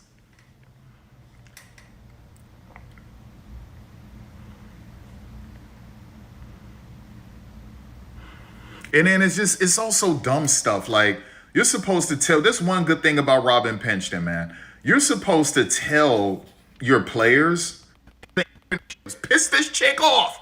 And see, the game is at a reach at this point, right? Even though it's 56 seconds. Technically, maybe Duke can get a steal and hit a three.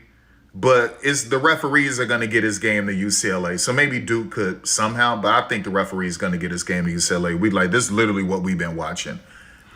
Look at that. This is lame. She's so lame. Who paid you off, Kara? Who paid you off to come up with that dumb freaking plan against this woman right here? Who paid you off? Who paid you off, Kara? Who told you to take one and we'll keep you as Team USA's head coach? Who paid you off, Kara? Who doing solids for you, Kara? Come on. I swear to you, man, literally the dumbest game plan ever. The dumbest game plan. Look at that. She got 21 and 10. The dumbest game plan ever. Ever. Right? Like, it was so stupid. It was so stupid. Like, you got to make them prove that they can make threes. In an Elite Eight. This isn't the regular season anymore. Like, the pressure is thick. If we lose this game, what conference are they in? One player that will not do much, bets go off? Are you crazy? So when I see something like that from a coach who coaches Team USA, played in the WNBA, a champion in college and in the W and overseas, and I see you and an Olympic champion, gold medalist or did they win gold? I think silver or gold or something for the 3x3 team. When I see stuff like that, listen, my mind I start thinking thoughts. I start having some different thoughts. Cause I don't know what kind of game plan was that, y'all? Come on, man. Come on. What kind of crazy game plan was that? That was disgusting.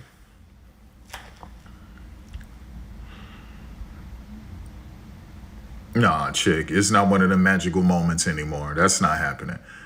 Toby should have shot that, okay? And that's shame on Kara Lawson. I know Toby been attempting more threes this season, but no, Toby, you should have been having Toby to attempt 500 threes at practice. 500 threes. And we just heard that today, didn't we, from Bigsby? From Tyler Bigsby, that she attempts 500 threes at practice. We just heard that well, now it's a new day, but yesterday. So I told y'all, which is what I used to do, right? I would attempt 500 threes. Sometime I would attempt 1,000 threes. That's what I did. I would do 250 floaters with my left hand on different parts of the court. I would attempt 250 floaters with my right hand. Sometime I would do 500 apiece. Okay, like, this is what I do. This is how I would train. So I know how it is. IRLs, that's why I was like, wait a second. Toby should have been getting up at least 500 threes at practice. And now against the South Carolina, TCU, during the broadcast, they said Tyler Bigsby shoots 500 threes every day at practice. I know that that's not something unrealistic or difficult to do because I used to do it. And I would do 500 floaters. Like, that's the way it was. So the fact that Kara doesn't have Toby doing that, it's a joke. Okay, let's finish. That's what Toby should have been doing, attempting 500 threes. Okay? Toby was supposed, that was you inbound to give it to Toby. Toby waiting. No, shoot it right there. Shoot it.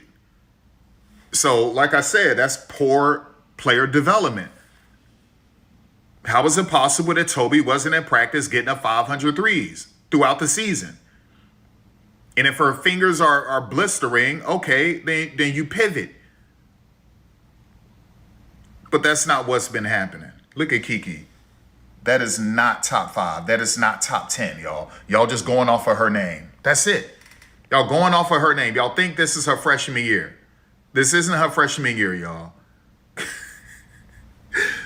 Indiana should draft him. I mean, if Kiki is there, because that's all they know, right? So, like, they just start following this league in women's college basketball in 2024. So it was like, if Kiki is there, we take Kiki. Kiki, you're going off of her freaking name. No, she's not a lottery pick, and she's not even a top 10 pick, right? To be honest, I would draft Kiki at the top of the second round.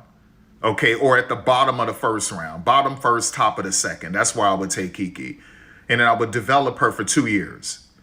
Okay, I would develop her for 2 years. That's what I would do, right? We just saw how long it took Haley Jones to get right. So it technically took Haley 3 years. People, I swear, man, they just don't know. What kind of shot was that? Where's your floater? Where's your floater, Mayor? Where's your baseline floater? But don't feel bad because Caitlin doesn't even have a floater. So, but where's your floater? It's just ridiculous. Ridiculous.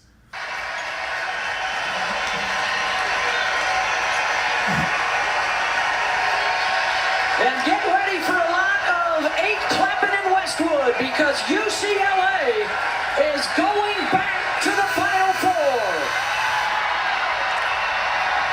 Be UCLA versus Texas, right? Because they're waiting on who's going to win out of Michigan and Texas, I think.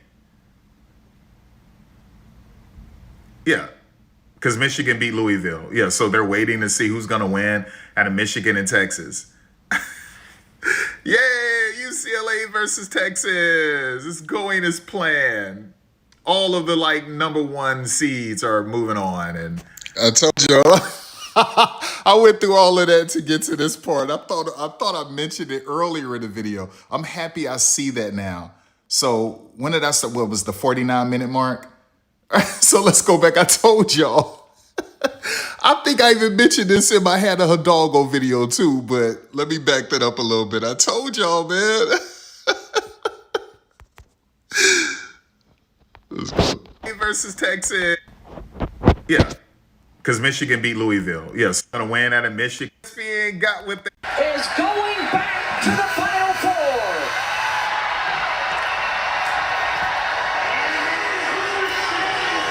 And ESPN got what they wanted. Yay! So it'll be UCLA versus Texas, right? Because they're waiting on who's going to win out of Michigan and Texas, I think. Yeah, because Michigan beat Louisville. Yeah, so they're waiting to see who's going to win out of Michigan and Texas. Yeah, UCLA versus Texas. It's going as planned. All of the number 1 seeds are moving on. And okay, UCLA, Texas. I think, was UCLA number 1 or? Yeah, all the number 1 seeds going to the Final Four. Uconn, South Carolina, UCLA, Texas. Yay! We get what we want, ratings. We get to sell ad spots at a high premium price. And you have to pay the money for these ad spots because we got 4 number 1s. We project that we will average 1.8 million and peak at 3 million. And so for a 30-second ad, you have to pay $250,000 or $500,000 to sponsor the pregame show, the halftime show, the postgame show, okay, or different segments within the show. This segment is brought to you by Degree. We're going to break down the bigs in the paint. So it'll be Ncaa during the pregame show. We're going to break down the bigs in the paint. We're going with Lauren Betts. And over the left shoulder, over the right shoulder, this was brought to you by Degree. And Degree had to pay millions of dollars for that segment. Why should we pay you millions for this segment? Because we have 4 number 1 seeds in the Final Four. These are all major brands, okay? And we estimate that we'll average 2 million or 3 million and we'll peak at 4 million. That's what it is. Come on, y'all. Why you got the camera down there by her stuff? And I guarantee that was a man or some little perv chick. Come on, y'all. Anyway, y'all, I told y'all. I told y'all, man. Listen, I predicted this yesterday. I told y'all what was going to happen, man. I told you. So now I know when I edit that video, I just need to edit out all that stuff and just get straight to that. So it's the 49-minute mark. Really, I just honestly just need to edit out the part where I thought my microphone was on and it wasn't. So I just need to chop that out. But yeah, told y'all. And listen, I think I mentioned that, and they had a Hidalgo video too. I think I mentioned it in that one too. But yeah, like, that's what it is.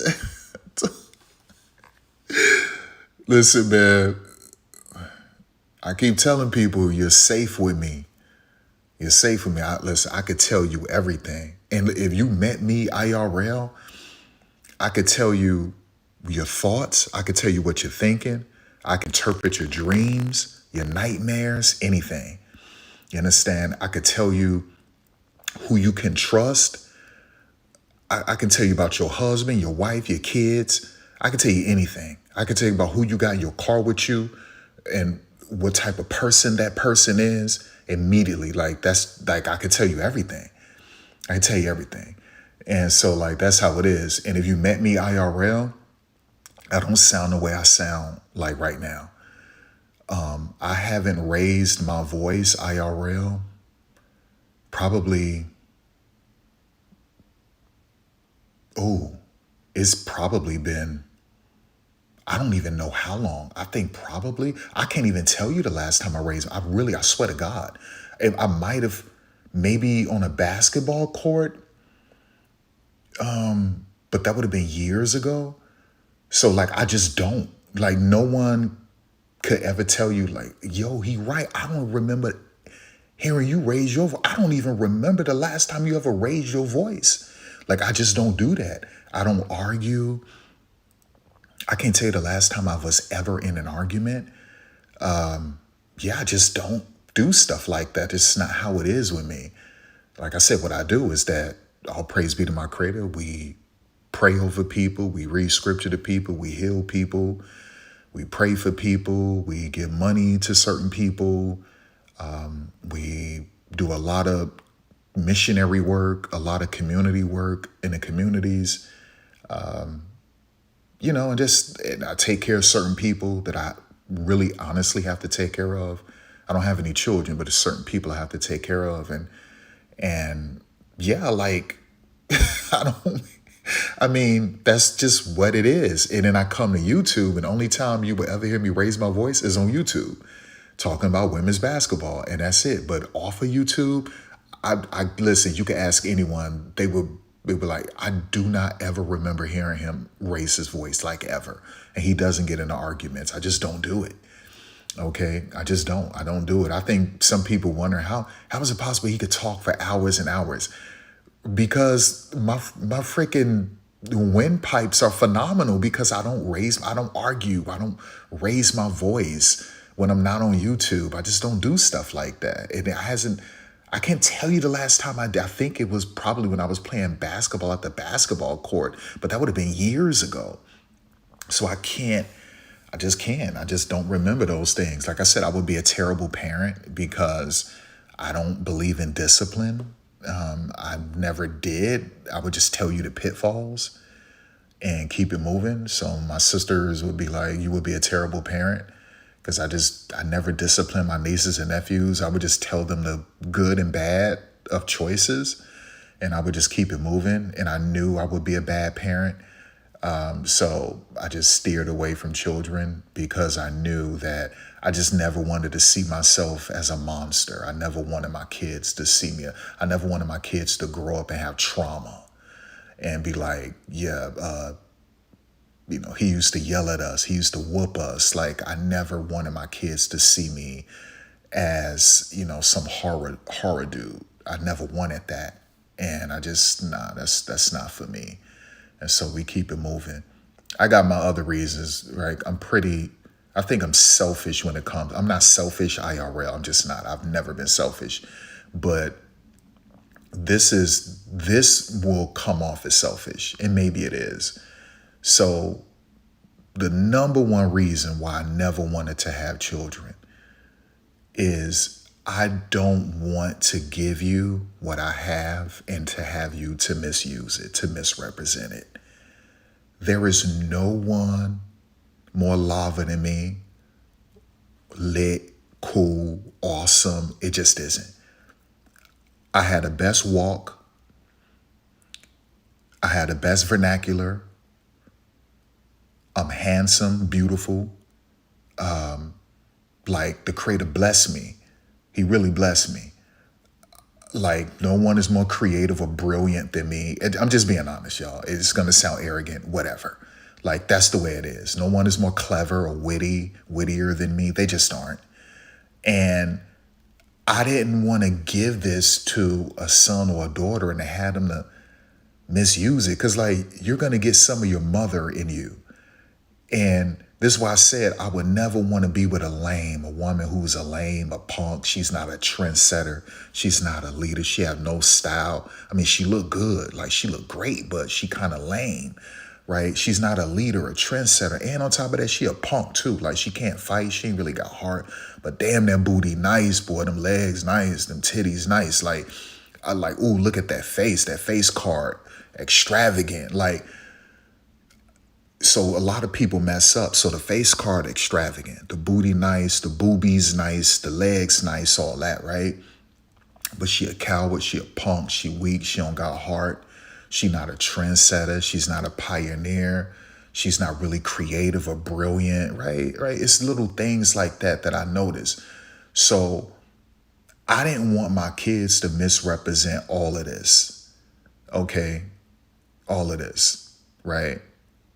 I was like, no, like I seen kids like mess things up. And I'm just like, I didn't want that for my kids. My son out here lame, like all of this I gave you and now you sucking the dude up or you letting chicks run over you because you got a little bit of your mama in you, right? Like, no, like I never wanted to, that's like a brand. I'm not going to let you use my brand the wrong way. That's how I was like, I just couldn't see myself. Listen, I'm going to be the only one like me. The only one. The only one. I'm going to be the only one like me. And I'm going to leave this earth the only one, right? There will never be another one like me ever. And that's how I wanted to leave it. On top of the fact I knew that I would be a bad parent because I'm not a disciplinarian on that front. So I was like, okay, I'll be a bad parent. And I don't want my son or daughter like misrepresenting my brand. You know what I'm saying? Only reason why you walk like that, you got that from me. Only reason why you clever like that and creative. Only reason why you can just on the fly come up with new vernacular. Only reason why your fashion is something that has never been seen before. Like the only reason why you got it like that, you got all that from me. Like no. And you out here acting stupid with it. Like I never wanted to. No, like we not doing that. Your mannerisms, everything, you got all that from me. I'm not letting you just have it like that. That's how I saw it. Like, I don't think this is some people think it's arrogant. Let me tell you something. I know who I am and I know what I've got. And I know I'm the very best. Like, I just know it. And I know this and it comes off as arrogant. I'm just telling you what it is.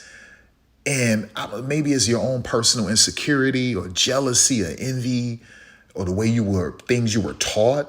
It was like, no, everything must be in a box and you're not supposed to brag about yourself or to be completely brutally honest about what you have and who you are, right? That's arrogance. It's like, no, it isn't. That's just me telling you what I do and who I am and what I have, like, and what I can do. I know it. Like I'm conscious, I'm self-conscious. I know who I am. Okay. What it is, man, is if it's rubbing you the wrong way, like that's a you problem. That ain't got nothing to do with me. And so I just couldn't see myself giving that to my kids. Like, just look at this video, y'all. Even just look how I do my cover art and my thumbnails. Like all this, this whole scenery, I set this up. I didn't want them, so I made two different. One I used for the thumbnail, this one I used for the cover photo. The thumbnail one, I wanted it to be more traditional mascot. I wanted it to be more cartoony. This one, I wanted actual animals that represents the university, and that's what I did. So this is a real bear. It looks like a real, like this is what it is. I wanted my referee to have a certain sinister, little duplicitous, nefarious, corrupt look to him, and all it is. This is a bookie backdoor dank bookie room. I wanted it to look dank and to have beer everywhere. Like this is what I set all this up. Like I'm different, y'all. You know what I'm saying? Like I keep telling people and I understand it. Look how I use AI, how I incorporate AI into my live stream. Look how I use mobile, because I think laptops are dated, right? I freaking gave away my laptop. I think it's dated. I think everything should be done through mobile. You understand? Like, I don't even, like right now, like I've been telling people, stop saying headphones, right? Saying headphones. And I was kind of clowning Sophie's show today when Wes was like, they were trying to make Wes seem like he was old. And Wes was like, no, you said headphones. I thought you meant like actual like headphones. He was like, I can't go to sleep on a plane with headphones. He was like, I need earbuds. It was like, yeah, I mean, that's headphones. He was like, I was like, no, Wes, you're right. You're right. Like, that's true. Headphones is dated. It's no, like, don't say headphones. Don't say any of that stuff like that. Just say buds or pods. Like, that's what it is, and keep it moving. Like, you have to update things, man, and stay in the future. I laughed at people when they got mad and they forced that commercial, that iPad commercial off of television. So they killed that commercial. Remember the young girl who said, what's a computer? Let me see if I can find that.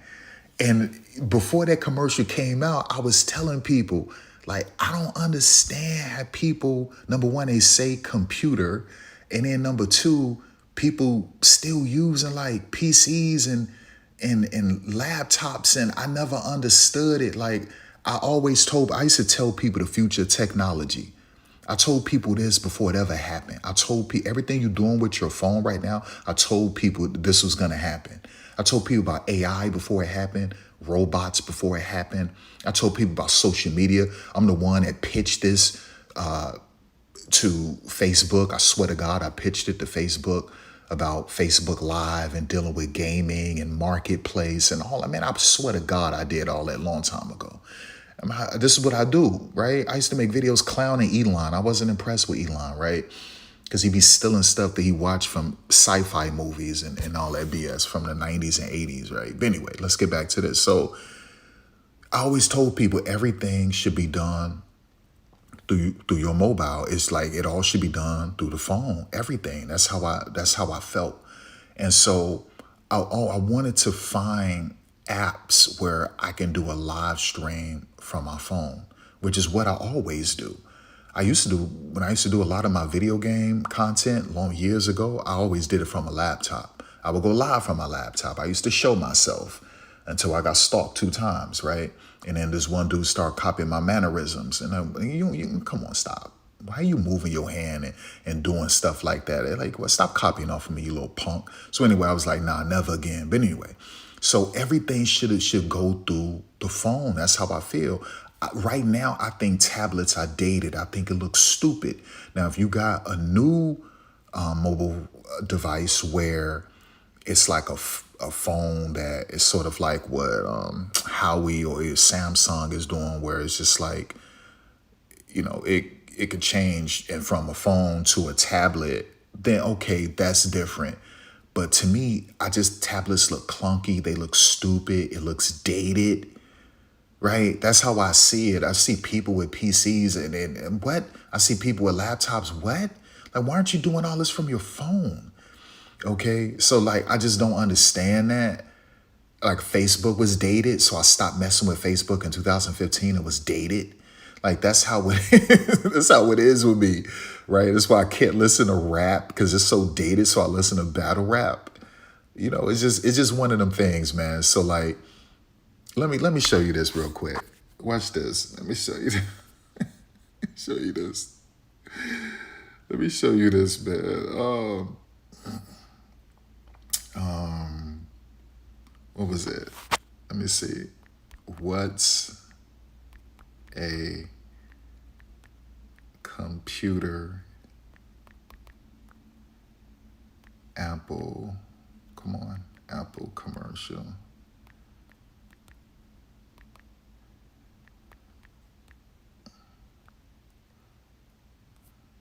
Here it is right here. Listen, y'all, they got this show discontinued. I mean, this commercial, they stopped because older people complained. They said this, like, it made them feel bad. It felt like ageism. And so they stopped airing this commercial on television, y'all. It was disgusting. Older people started to complain. And I was just laughing because I was like, oh my gosh, thank you, Apple. Thank you. Right? Thank you. Okay, like we got to move away from this stupid stuff, y'all. We have to, just like I've been preaching about getting rid of officials. And we need to go tech AI. And I explain it. I've been talking about that for years. I told you the future of football, the future of basketball. Like, this is what I've been doing. I mean, come on, like, what we talking about? What we talking about? Right? So anyway, let's play this real quick. And these people start blaming Apple for ageism, so Apple killed the commercial. Because old people, it wasn't even old people, it was people in their 20s and 30s too, was like, this made them feel bad. So let's play it.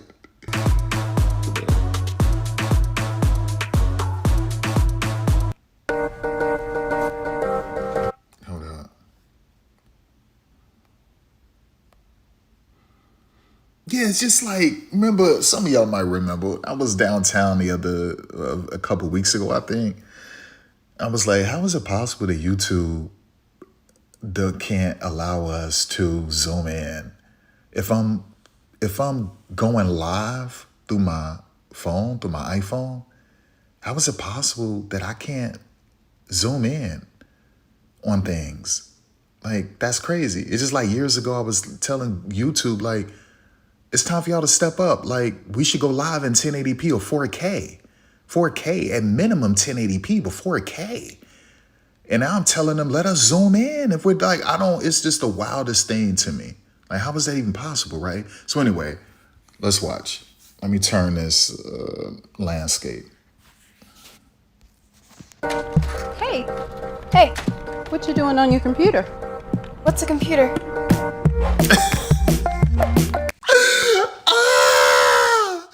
Yo, this pissed them off so much that they complained and Apple had to stop showing a commercial, y'all. Apple had to take that. You never saw this commercial again. It was disgusting how these people was calling it ageism. Like, no. And now, listen, let me tell you something. This right here, this is dated. The iPad is dated. Tablets are dated. Tablets been dated for years for me. All this that she doing with the stylus and art and all this should be done on your phone. And it should be like Huawei or Samsung, how they have different models where it could turn into a pad. It could turn into a tablet. And that's great. Apple, they don't want to do that just yet because they're making so much money with these iPads, right? But we see other companies doing that where it's dated, y'all. It's dated. All of this is done. It's done. All of this should be done through your phone. And that's how I see it. That's how I see it. So to me, it's just dated. It's just dated, y'all. It looks stupid. It looks weird. It's dumb. It's just dumb, y'all. It's just dumb. So, yo, let me do that one more time.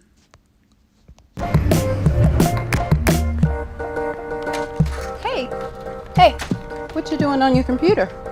What's a computer?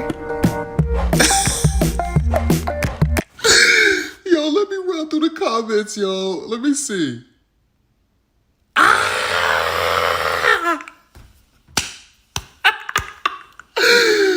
Can we all agree that this is the most pretentious commercial ever? Oh my God.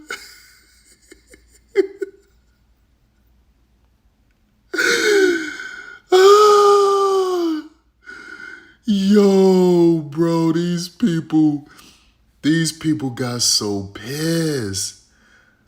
I honestly feel bad for the actor in this commercial. She probably will forever be associated with this guy. For second, these people were so pissed. These people were so pissed. This is like a young adult showing off his new car and his friend comments how nice the wheels are. And he replies, "What's a wheel?" All these people got offended. All these people got mad. And this wasn't just like old people. These were people in their 20s and 30s, because someone who's clearly 13, 12, 11 made all of them feel dated, made all of them feel old, antique. Right? That's like serious, that she made all of them feel that way. But I've been telling people this for years. I celebrated when this commercial came out. Yes, yes, yes. This is what I've been talking about. Like, let's get out of the stupid stuff. Like, let's go. Okay, this is what I've been encouraging people, like, create new things, come up with new stuff all of the time. And don't copy be different. That way, America, the world, would be its own galaxy within the galaxy. You understand what I'm saying? And it's just all beautiful. And there's so much newness. Okay, so look at her fashion, and her fashion is completely different from her fashion.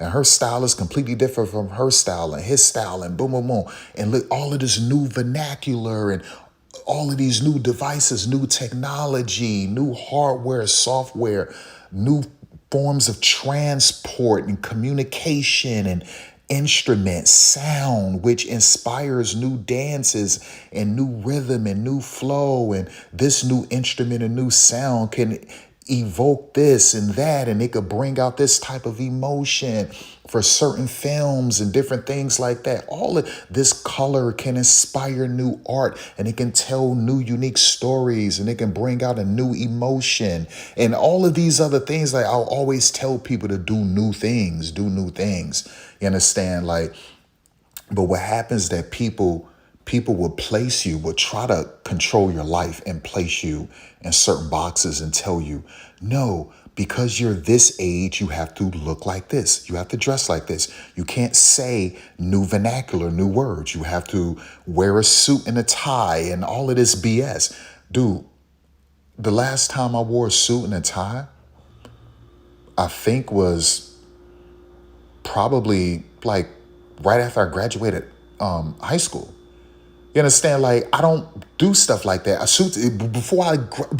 Before high school, suits and ties were dated to me, right? And so I just started doing research, man. They came up with suits and ties like in the 1800s. I'm like, wait a second, dog. It's like, how is it possible we're in the 2000s and people still wearing suits and ties and bow ties? Come on, cut it out, y'all. They came up with baseball caps in the 1800s. Why are we still wearing baseball caps? And why y'all keep trying to make something new with it every year? But come on, it's the same thing. This season, it's the snapback season. This season, it's the, what are we doing? Like, what are we doing? It's fitted season. It's snapback. It's fitted. It's snapback. It's fitted. It's snapback. Man, y'all keep doing the same thing. Oh, no. This year's the bucket hat. This year we're wearing the bucket hat. They keep flipping the same stuff every year. No, this time we're doing trucker hats. Like, come on, stop, y'all. Stop. These dudes don't want to give up the shiesty. I'm the first one to ever wear shiesties. These dudes don't want to give it up. It's dead. It's gone. You understand? And don't let people try to place you in a box. I keep telling people, I even told Kanye this when I sent it to Kanye. I was telling people, listen, you got to understand something. And now there's science, there's evidence to back this up too. You got to understand something, man. You're a child. You're a child doing adult things in terms of adult responsibilities. But you're technically still a child, right? God placed a cap on age, saying that humans can't live past 120 because of what happened during the days of Noah. He said humans can't live past 120. That's in your Bible, which it turns out to be true. We've never seen a human live past 120. But humans used to live to be 900, 800, 600, 500 years old, right? And God stopped all of that because wickedness was so thick in the earth because these evil people were living for centuries. So can you imagine Donald Trump living for 500 years? Could you imagine his administration living for 500 years? Could you imagine Benjamin Netanyahu living? Like, can you imagine that? How evil this world? If that happened, I mean, these slaveholders would still be alive. George Washington would still be alive. Just think about that, right? So the world would just be thick and embedded with just so much evil. It would be viscous, okay? And that's why God had to end it. That's why he ended the world before, because of the evil and wickedness and corruption was so deep. It was so viscous. It was so thick that it was unbearable. And God had to just remove it all because people were living for hundreds of years. And so all of that evil was just lasting for centuries with all of these people. And it was absolutely disgusting. It was unbearable. So can you imagine Donald Trump living for 500 years? Oh my gosh. Could you imagine some evil person like Ghislaine Maxwell and Jeffrey Epstein living for 600 years? Like, can you imagine, right? And so like, that's what it is. So God placed a cap on humans where humans can only live to be 120. But what all that does is tell you how young you are, okay? Just think about this. You can be 25, 30, 40, 50, 60, whatever, but you're not 900. You're not 700. You're not 300. You're just 50 or 40 or 30 or 20. You understand what I'm saying? And so people give in to these ages and they say, well, I'm 30, I'm 40, I'm 50, I'm 60. I have to be a certain way because that's what society says. This is a societal norm. This is just the way things go.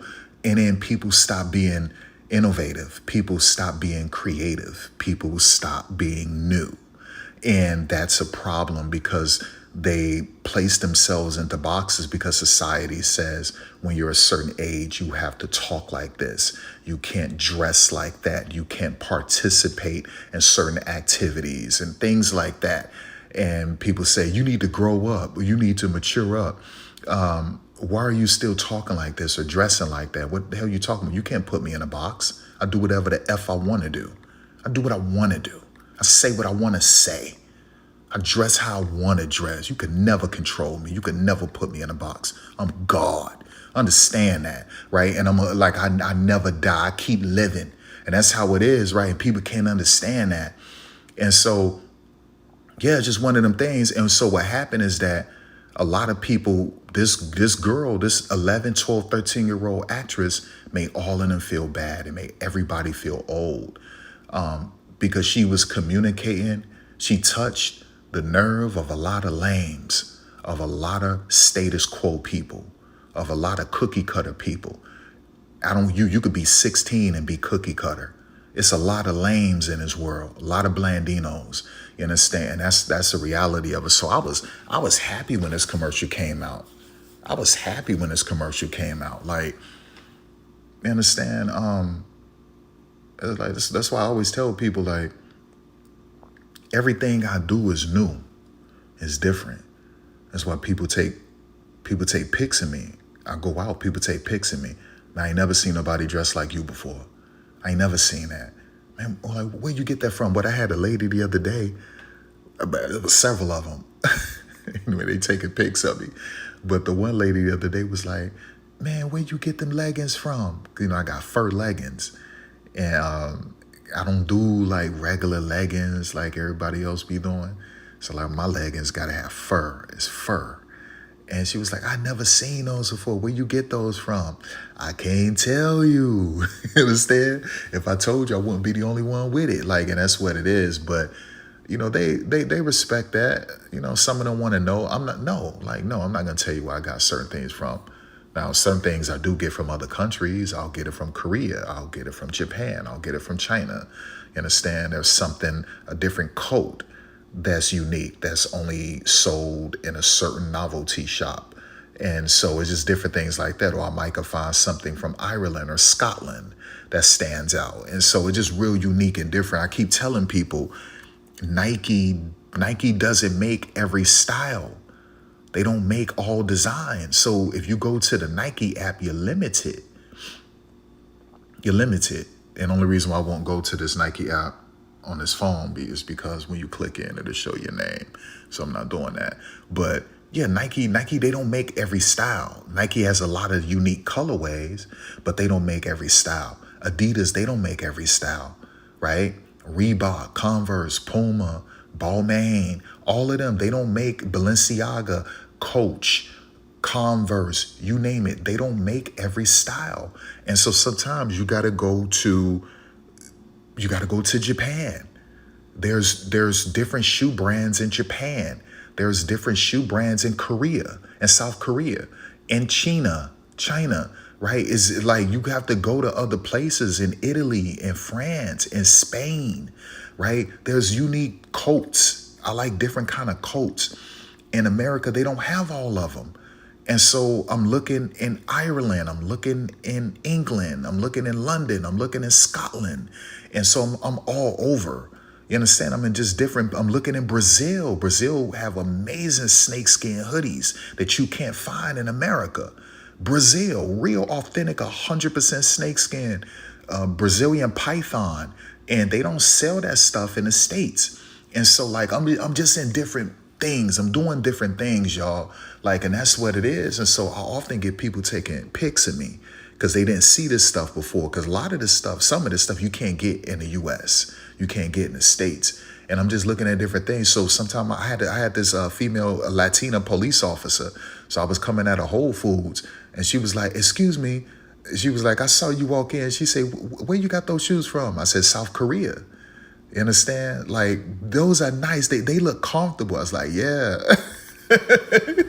I never seen them before. I got them from South Korea. Like, it's only so much. Like, how many apps on this phone I got of different the more popular shoe brands, like the Blue Bloods of shoes. Like, you see these four programs right here.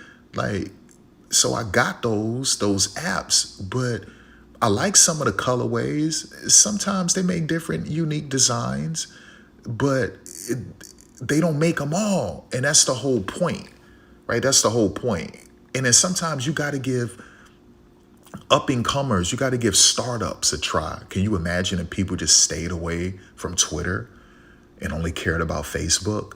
You understand what I'm saying? Or could you imagine people say, we're not going to mess with Facebook, we're just going to stick with MySpace? And some people still would prefer MySpace to this day, but can you imagine? And so you're not giving startups, designers, new shoe companies a chance. And oftentimes, some of these companies have better material, more durable material, longer lasting, better looking material than the Blue Bloods. And you're not giving them that opportunity because they're not a Blue Blood, right? And so I'm willing, if you have a unique style in different material, I'll give you an opportunity. I'll purchase your shoes or something that you have.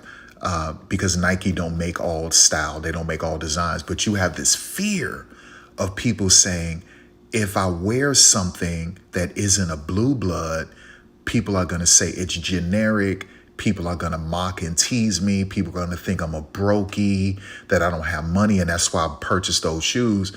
That's not the case, because sometimes I'll wear something from a startup because it's totally unique. And then other times I'll wear one of the Blue Bloods. You understand? So you could never say I'm a brokey. I'm wearing Blue Bloods and I'm wearing startups. Like, and that's how it is. So yeah, I can wear Facebook. I can wear a IG. I can wear a X, a Twitter, right? Like I can wear a YouTube. You understand? But I can also wear some new type of app, some new type of social media app. You understand? Like, and so that's what it is. And people, they don't want to give them that opportunity, right? So they don't make everything, y'all. They don't make, but you're scared. That means you're controlled. You're ruled by other people, right? Peer pressure. You're trying to be like everyone else. You're afraid of venturing out because of what society says and how people will point and people will say you're broke. That's why you're wearing that. And as you know, I'm not broke. You understand? I just know Nike doesn't make every design. You understand? The Blue Bloods, they don't have it all. They don't have it all. And like, that's the whole point. And so I'm going to give them an opportunity and things like that. This style doesn't go with what I'm wearing. And so I got to go overseas to get it. And like, that's what it is. It's just one of them things, y'all. It's just one of them things. So these people are controlled. They're complete. It's just like everybody believe you got to eat coochie. There's no way you can keep a woman if you don't eat coochie. Or even women. You had Cardi B was on a podcast with that white chick. And she was like, you can't keep a man if you don't, give him fellatio. If you don't give him sloppy top, you can't keep him.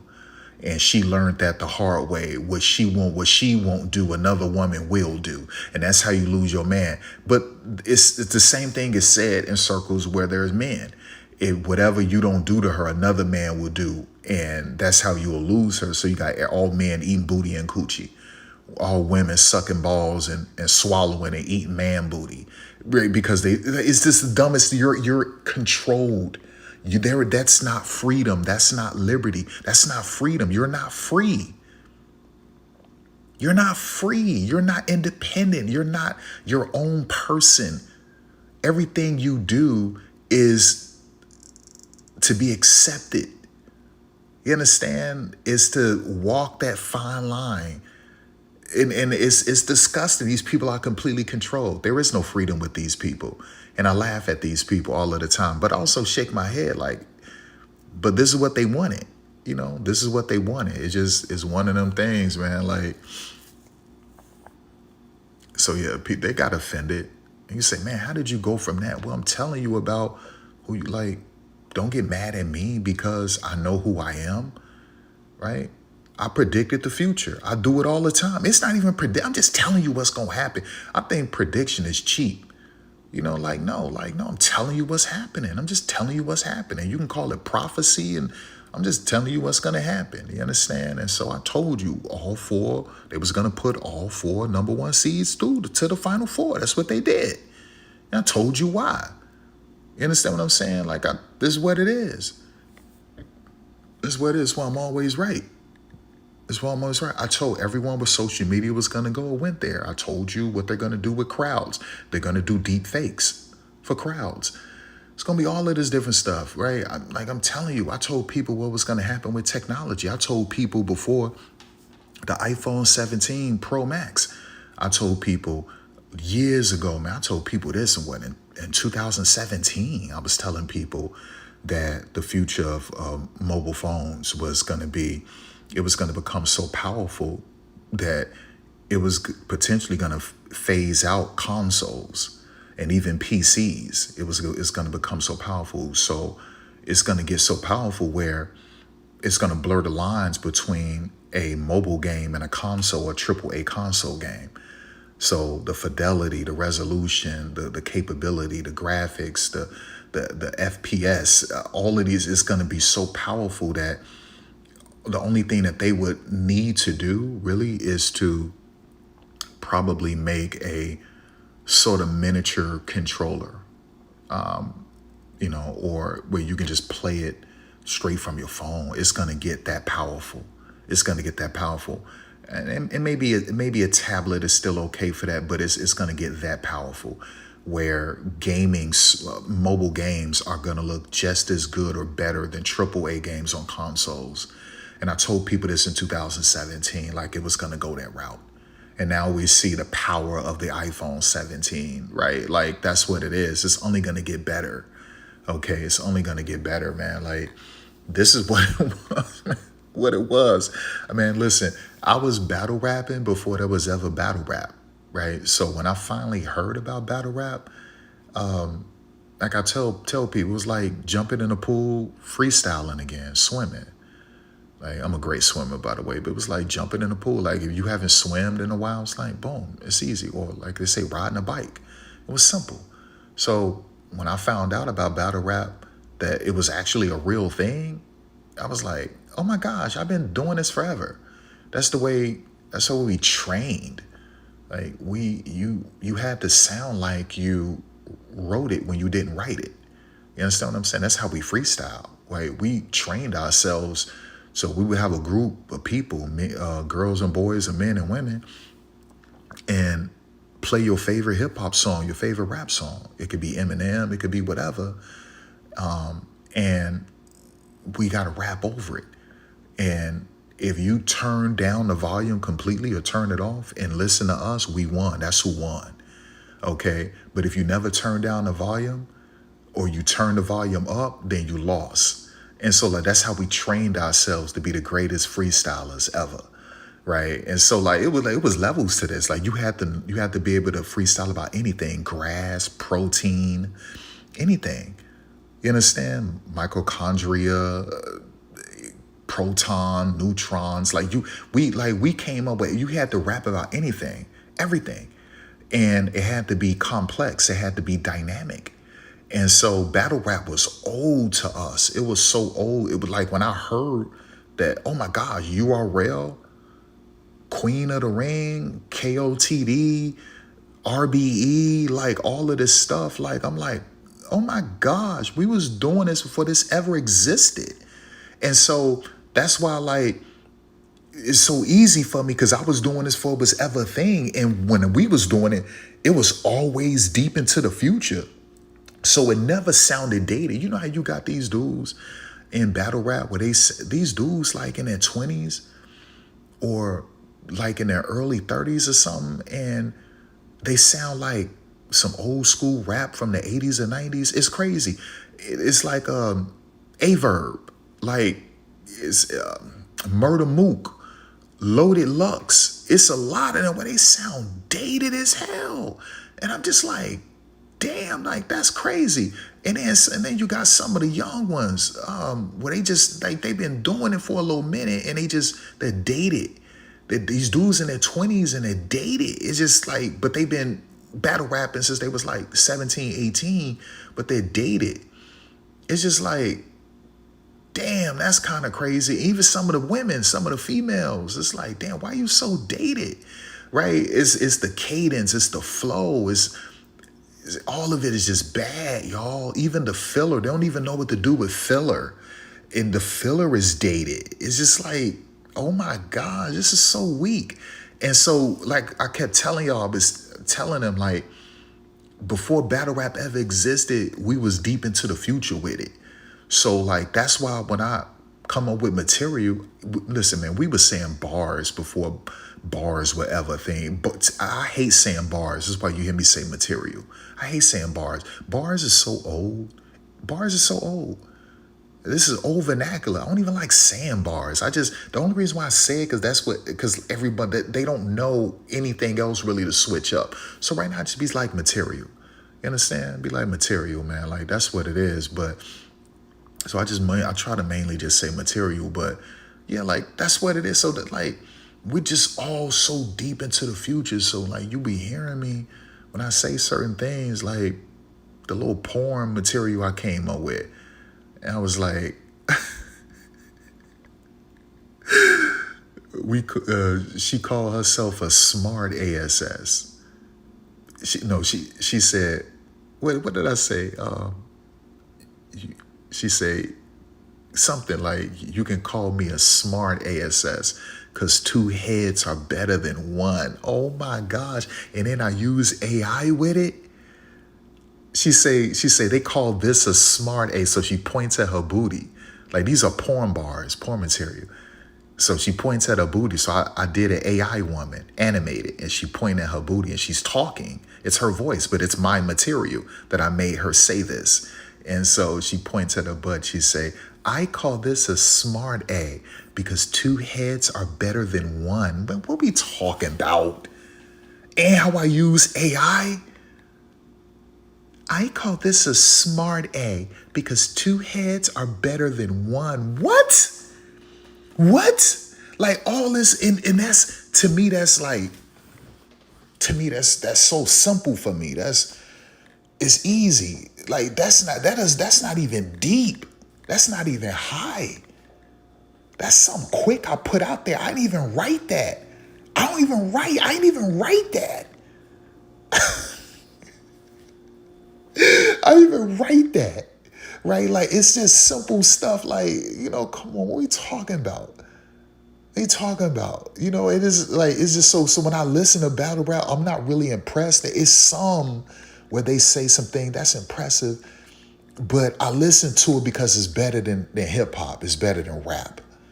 You understand? Like, rap music is so dated. It's so dated, y'all. All of these new artists, if that's what you call them, they're so dated. Every now and again, you might get some material that's witty and clever, but over 90% of it is just dated material. It's the beat. It's the rhythm. It's the beat. It might even be the cadence a little bit that might keep you on it. And then sometimes it's the artist. The artists, they might look a certain way. And it's like, okay, all right, boom, boom, boom. But majority of the time, it's the rhythm, it's the beat. That's what it is. Or it's the imagery. You understand? The aesthetic, sonic aesthetic. And like, that's what it is that'll keep you. But it's not the material, really. Now, you might get some that might be clever with it, but it's not necessarily the material. And like, that's essentially what that is. But yeah, man, you talk about predictions, man. All it is, y'all. All it is what it is. Man, it's why so many people copy off of me. They be lurking. You understand? They be lurking, dog. The dudes be lurking. They're not original. Like this thing, like the things I talk about, and then next thing you know, it happened the next day, or it happened the same day, or sometime in the near future. Like it just happened. And I gotta come on here and go live and be like, I told you so. You understand? I just wanted to be pissing people off. He arrogant. I don't like him. He think he better than everyone. I am better than everyone. What you talking about? I am better than everyone. Shut up. Right? Like, and it's just one of them things, man. But it piss him off. That's a you problem. But like I said, like, I'm always gonna give you like the truth, and I'm gonna tell you the future. I'm going to tell you what's going on right now. And that's just what it is. So I say I'm dangerous, too. I'm dangerous. I'm real dangerous. Like, seriously, I'm dangerous, y'all. Like, I'm real dangerous. And that's why some people call me the devil, too. Like, seriously, some people call me Satan. Some people call me God, Jesus, Yeshua, prophet, Bible man, Moses. A lot of stuff like that. Like, I don't shake hands for certain reasons, but I keep telling people this is when some people call me Satan, because I can make you do things you don't want to do. Like, I can be around you and I can make you do stuff that you're not in control of. Right? It's just one of them things. I can't shake your girlfriend or wife hand. I couldn't do it. I couldn't let them hug me. Because they would fall in love with me.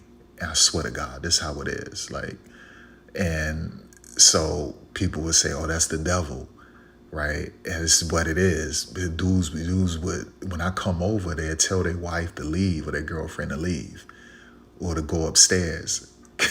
Things, man. It's one of them things, man. So, like, that's the way it is with me, right? Like, I swear to God, if you touch my hand, like, you're going to want to be with me. It's wild, dog. It's wild. It's like, I ain't going to say it's wild. It's just, there's no words to describe it. And so oftentimes, like, dudes be like telling a girl to go upstairs or for her to leave. They know how it is. Like, and it's just one of them things, man. So, and people like, yo, he got to be the devil. He got to be the devil. Women calling me the devil and stuff, like, because I can make them do things they're not even in control of. Like, it's wild like that. Like, it's wild, man. It's serious, man. So, like, yeah, it's serious, y'all. It's real serious, man. It's real serious. This is one of them things, man. It's one of them things. But yeah, and then other people call me Yeshua. They call me God. They call me Jesus, prophet, Bible man, Moses, all of these, that's what it is. And, so, like I said, I keep it moving. I keep it moving, man. I keep it moving. But like, I could tell you the future. I could tell you everything. I can tell you everything, man. I can tell you everything. I could fix anything, right? Anything I can make better. I can make anything better. Anything. You understand? And, a lot of people come to me to make things better, and, like, seriously, I can make anything better, and I can make it Yeah, I can make anything better and I can make it perfect, right? And that's what it is. Like, talking about the WNBA, talking about women's basketball, I can make it perfect. You understand? Me watching these games tonight, I'm just like, I could tell you something that could shut it all down. Like, and that's what it is. It's serious, y'all. It's serious, man. It's serious. It's so serious, man. It's so serious. So, yeah. Yeah. But I love it, though. I love it. I love it. I love it. I have a lot of fun with it.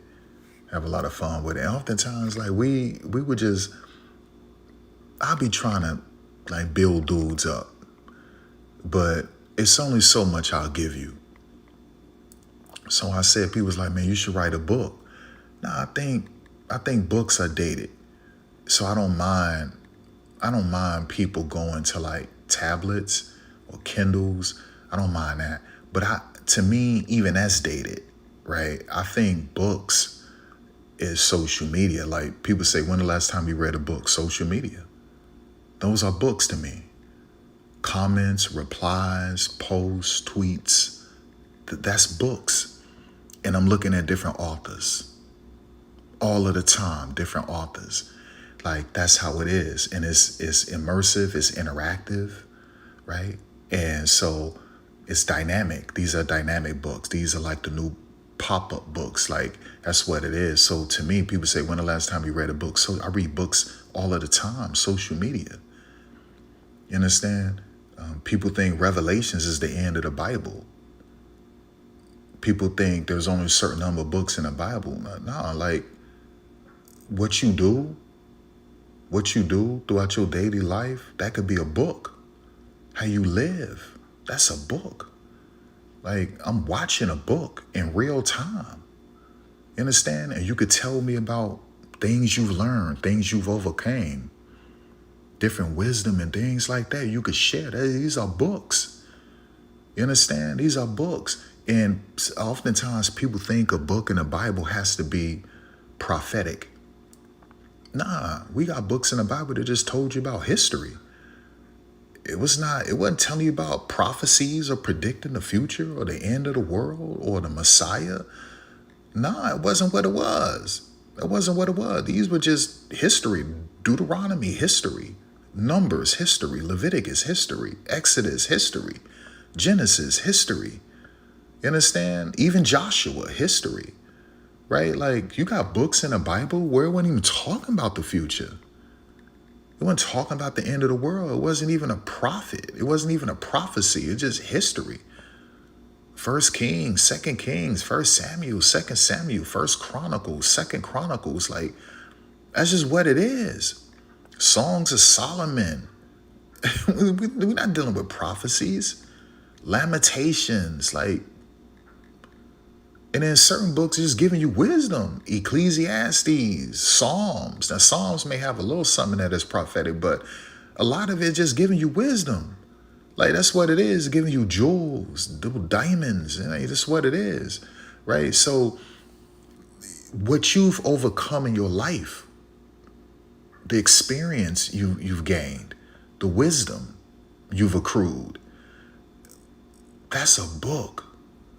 And you don't even got to write it. I'm just sitting across from you or next to you, talking to me, telling me about your life, about things you've learned, things you've overcome, different experiences. That's a book. That's a book. When the last time you read a book? Yesterday, when she sat across from me and she told me about her whole life.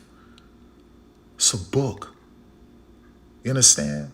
I read a book every day when I scroll social media. These are nothing but books.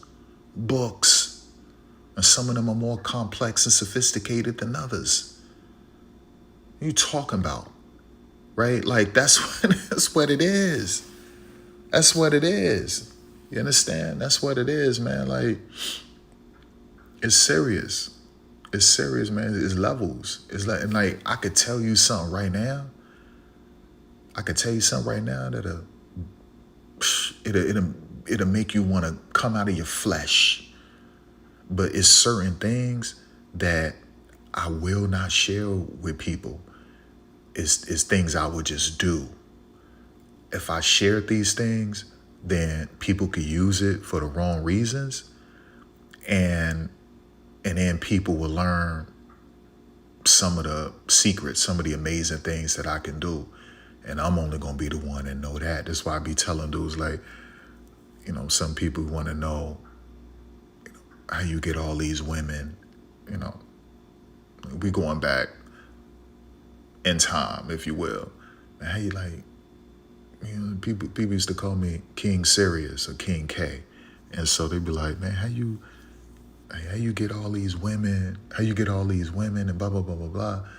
Man, listen, man, when my physical body was 16, 17, 18, I mean, I got chicks from London, 25, 23, like, what it was, man, that's what it was. So be like, man, like, how you get all these women, man, and all this stuff. Man, listen, no, like, it's levels, you understand? And like, no, I'm not gonna, now what I'll give you some things and it can make you better, but I'm not gonna really just do it because I want to be the only one with it. You understand what I'm saying? That's why I be telling people I'm not selfish, but it's certain things that just boundaries and detachment. It's things that you're just supposed to have to yourself. And it may seem bad to people, but I don't care. Boundaries and detachment, y'all, like, it's certain things that's for me. It's just certain things for me. It's certain items, fashion. That's for me. That's not for you. Where you get that from? If I told you, I wouldn't be the only one with it. Nah, I'm the only one that's going to know how to make women do certain things. Like, you will never know this. No one on earth know what I know when it come to women. I never tell you that. You understand? That's for me. I might give you a little something, but I never tell you that. That's for me. And when I leave this earth, I know that no one on earth will ever have that. That's for me. That's for me. That's not for you. And I used to have a comment said, man, what's your IG account? I'm not telling you my IG account. That's for me. That's for me and a few people I let in my orbit. That's not for you. I never tell you my main Twitter account. That's not for you. That's for me. Understand? It's certain things, like, people just be giving away everything. They just be giving away everything. It's like, nah, that's for me. It's not for you. Right? So it's just some things I'll share and sometimes I won't. What I'm saying? Sometimes I won't. Like like I said, I pulled back. I started seeing dudes copying my mannerisms. Psh, no, I ain't doing all that. No, you ain't never moved like that until you start watching me. Now you trying to move like that. Stop. You a whole lame trying to move like that. No, we ain't doing that. We're not doing that. People just be giving away too much, y'all. Be giving away too much. Giving away way too much. There's levels. There's so much more, too. There's so much more I can go into. There's so much more. People right now, they're trying to break down time travel. I was telling people, man, like, what is real time travel? It does exist, but it's a vision, it's a premonition, it's a dream. And that's how you travel. And so when I mean literally, you don't even have to wake up, okay? Or you could be in a coma traveling in a different era, a different period of time, sometimes in the future and sometimes way in the past. And you could actually live there and never wake up. You can die and had lived in that time. And, I try to tell people about this because that's what happened to me, and I was given a choice. And the father said, you could stay here if you want to. And I said, nah, I ain't want to do that. So, yeah, and it often happens, and I get choices. You want to stay here? No, I'm all right. We keep it moving. But I predict so much stuff in the future. The Father showed it all to me. And so, boom, I say things that happen and that come true in the future, all type of stuff, man. But the Father also allowed me to visit the ancient days. And like, he gave me the opportunity to stay. Like, you could stay. I was like, nah, I'm good. You know, and like, that's what it is. It's real. Like, it's not a dream. People, if they looked at your body on the bed, they'll think you're dreaming. But no, you're really there. Like, it's real. And the Father said, you can stay here. You want to stay here? I said, no. And like, that's what it was. The Father took me back. And oftentimes he'll do this, but you know, this one time he took me back to like what you call the medieval period. And, you know, I'm descending, and he's got me descending onto a horse. So I'm in the body of a soldier and wearing armor. And across from us is another army that we're about to battle. It was eerie, gloomy, just you felt the dread. And it was like I was really there. And we're going to war. I'm on a horse. I'm really, really there. Like, I'm really, really there. It's not a dream. It's real. And if you looked at my body, you would say he's asleep. No, I'm really there. I really traveled. I'm really there. And the Father said, you want to stay here? I said, no. And boom, took me out of that body. I ascended back up, and then I woke up. You understand? And like, that's what it is. And so I often tell people, like, I visited a lot of things in different periods and deep into the future. That's why I be telling people things that happen in the future, and it happened. Like, I seen all of this. And sometimes they're premonitions, right? So a premonition are dreams that you will have that actually happen the way you dreamt it, right? And oftentimes a lot of these are warnings. It's going to happen, but it's warning you to avoid certain pitfalls or to help other people avoid certain pitfalls, right? But these are premonitions. They just literally come true the way you dreamt it. But you have to use them as a way to dodge certain things that could harm you or others. And at other times, these are real positive premonitions where it just happens. Two of my closest people I allow in my orbit, and these are two Caucasians, but they're mixed with Italian, but they're two Caucasians. And I met them in a premonition before I ever saw them in my life. And I met them exactly how I met them in my premonition. And we're close to this very day. These are gifts. I always call them my gifts because the Father showed me them before I ever saw them. And it's a lot of stuff like that happen, man. It's like, that's what it is. Sometimes people say deja vu, and they don't even understand it, that these were premonitions that they had when they were babies, when they were toddlers, right? When they were infants. And these are premonitions. And next thing you know, you're in a place at some point in your life. You're like, oh my gosh, I've been here before. I did this before. I seen this before. Oh, that's deja vu. That's a premonition. That's a vision. That's a premonition the Creator gave you when you were an infant. You can't remember your premonitions that you had when you were an infant, when you were a toddler. Some of y'all can't remember the one that you had when you were 5 years old. These are premonitions, and you're in a grocery store like, oh my gosh, I've been here before. That's deja vu. That's a premonition, right? Like, that's what it is. So these are time travel. You was traveling when you was an infant, and it was real, and you forgot it until it happened. You was like, oh my gosh, deja vu. That's a premonition. That's time travel. You understand? And when you have these premonitions, they're real. They're really, really real. That's why some people die in their sleep. You understand? Wake up, and you're falling off of a building, wake up. It's real. This stuff is real, right? You know, that's one of the inspirations for Nightmare on Elm Street. Like, this stuff is really, really real, y'all, right? And so people, they're trying to make hardware and software to time travel, and it already exists. I'm saying, right? It already exists. But for me, you know, it's more real, you know, for me. You know, like, I've been given options to actually stay, so I'm conscious of it. It's just, you got an option. You want to stay here? You can stay here. Like, that's what it is. You understand? That's what it is. Like,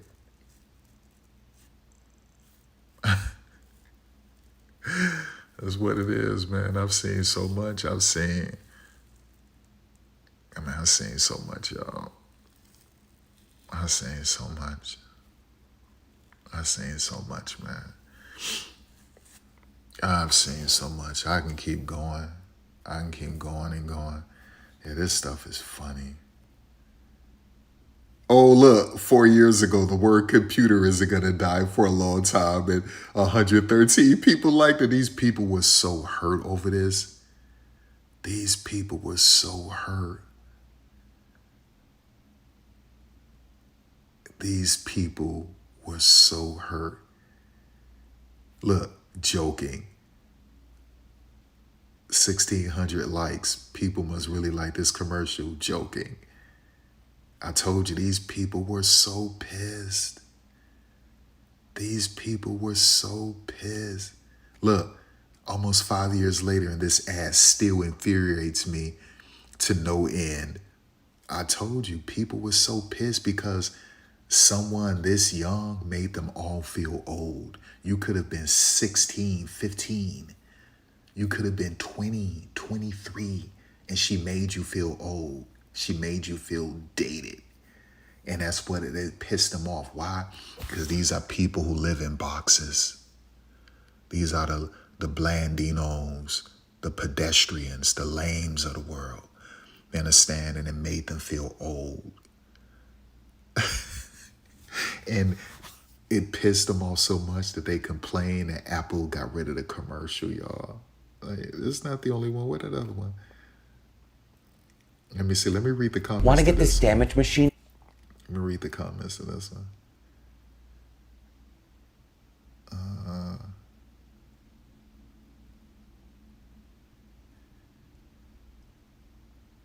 Look, this kind of kid that makes you want to put them up for adoption.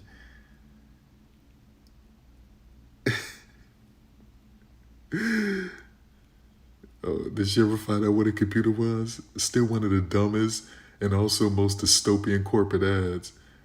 So cringe.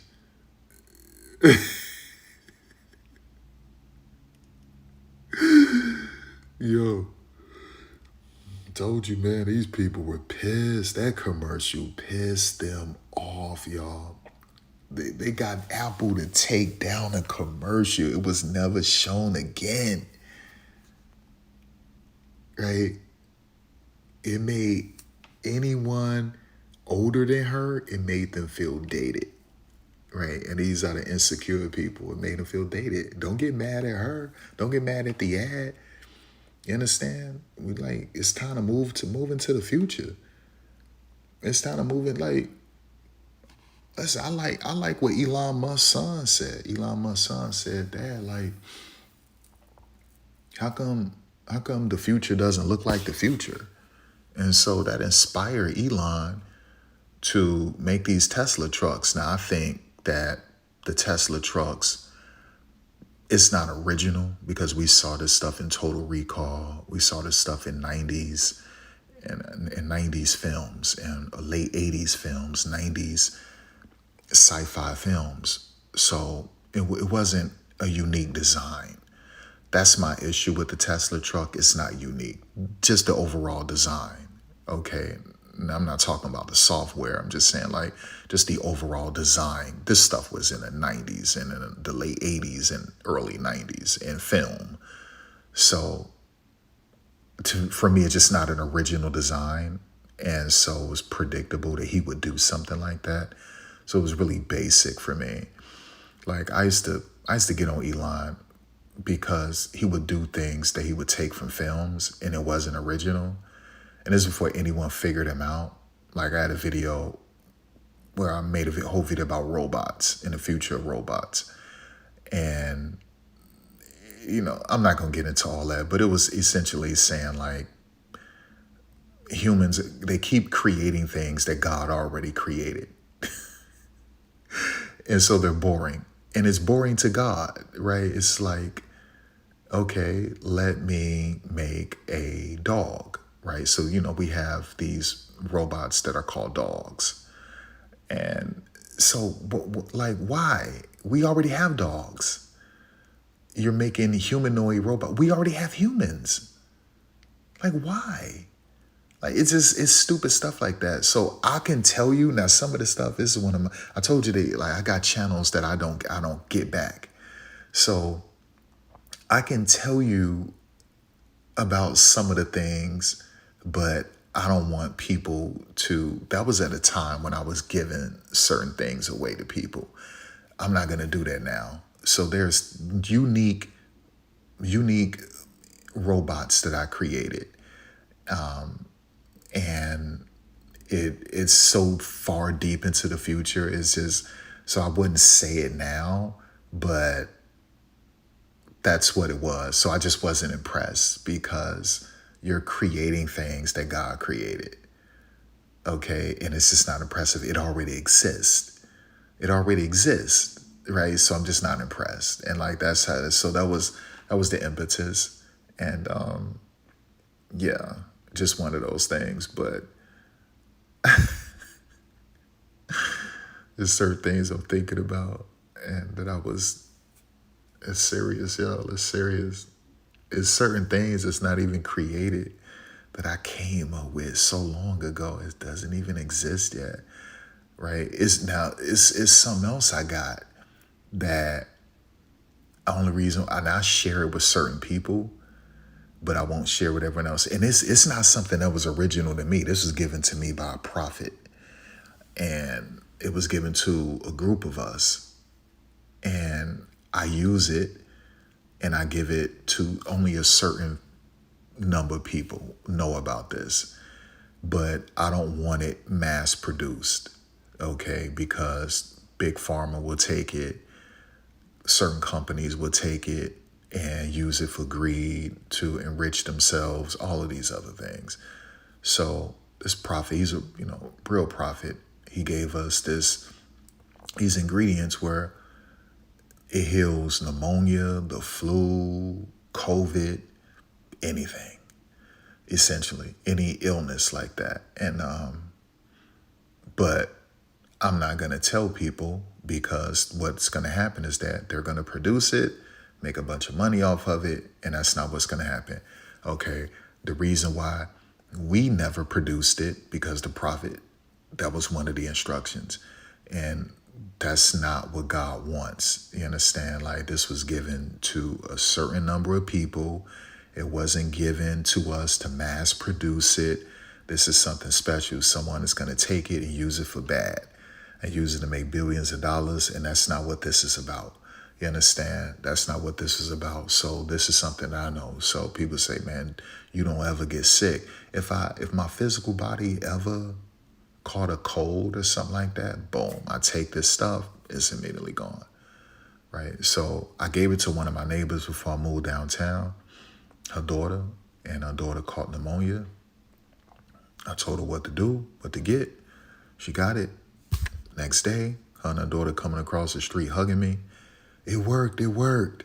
I mean, literally pneumonia gone in one day, right? He was like, man, you wrong for that. You gotta tell the world about that. Why? So Big Pharma could take it? No, absolutely not. Absolutely not. I only tell a few people. That's it. I only tell a few people. And that's it. I told her and her daughter was cured of pneumonia in one day. That's how it is. But we're not mass producing that. That was something that was special in a nice little side session Bible study with a few of us. The prophet told us this. And didn't want it mass produced. It'd get in the hands of wicked people like Fauci or Epstein, Bill Gates, and you know what's going to happen.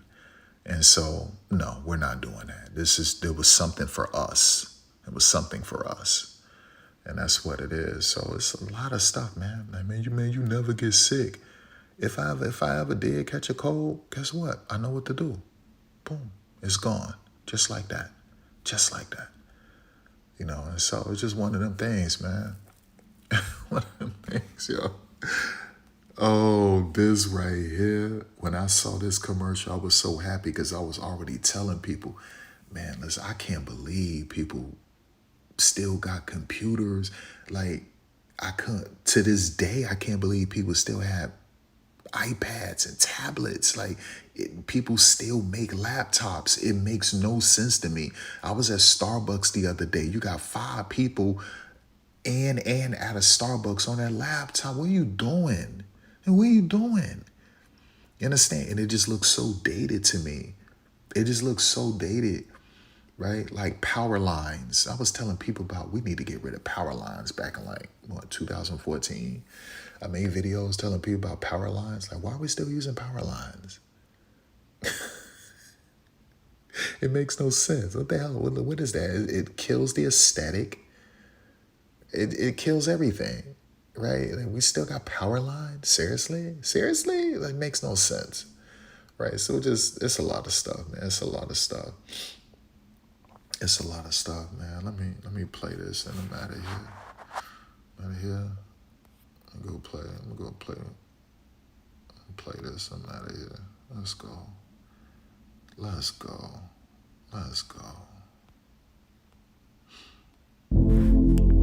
Neighbors know this shit get out of hand, but they smile, 'cause you've been so long without a man. And it won't be long till you're out of bands. Neighbors know this shit get out of hand, but they smile, 'cause you've been so long without a man. And it won't be long till you're out of bands. The only thing you really need is a husband. The only thing you really need is a husband. The only thought you ever need is, I trust him. All your dreams, all your goals, it's promised with this ring I have in my hands. The main thing a nigga got is these plans. Got a plan for us, got a plan to grow, got a plan for homes, got a plan for bad times, got a plan for good times, got a plan for hood times, got a plan for hood crimes, got a plan for trust, got a plan for lust, got a plan for Beverly Hills. You know that's where they at. You know that's where they at. Beverly Hills. You know that's where they at. I don't really wanna go back to that. If I do, I know I'm going back to back. Breaking backs to backs. Imagine that, that's so hazardous, so I handle that. All you really need is a husband. Show you loving. Let him touch you, let him rub you, let him hug you, let him thug you, let him hold you down.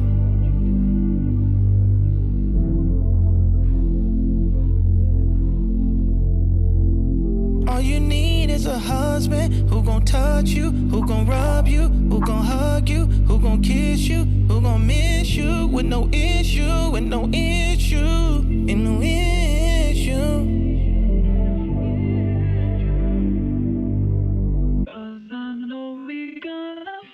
Look at you, look at you, look at you. Oh, they got you standing in one of them rooms that got the lock on a mini bar?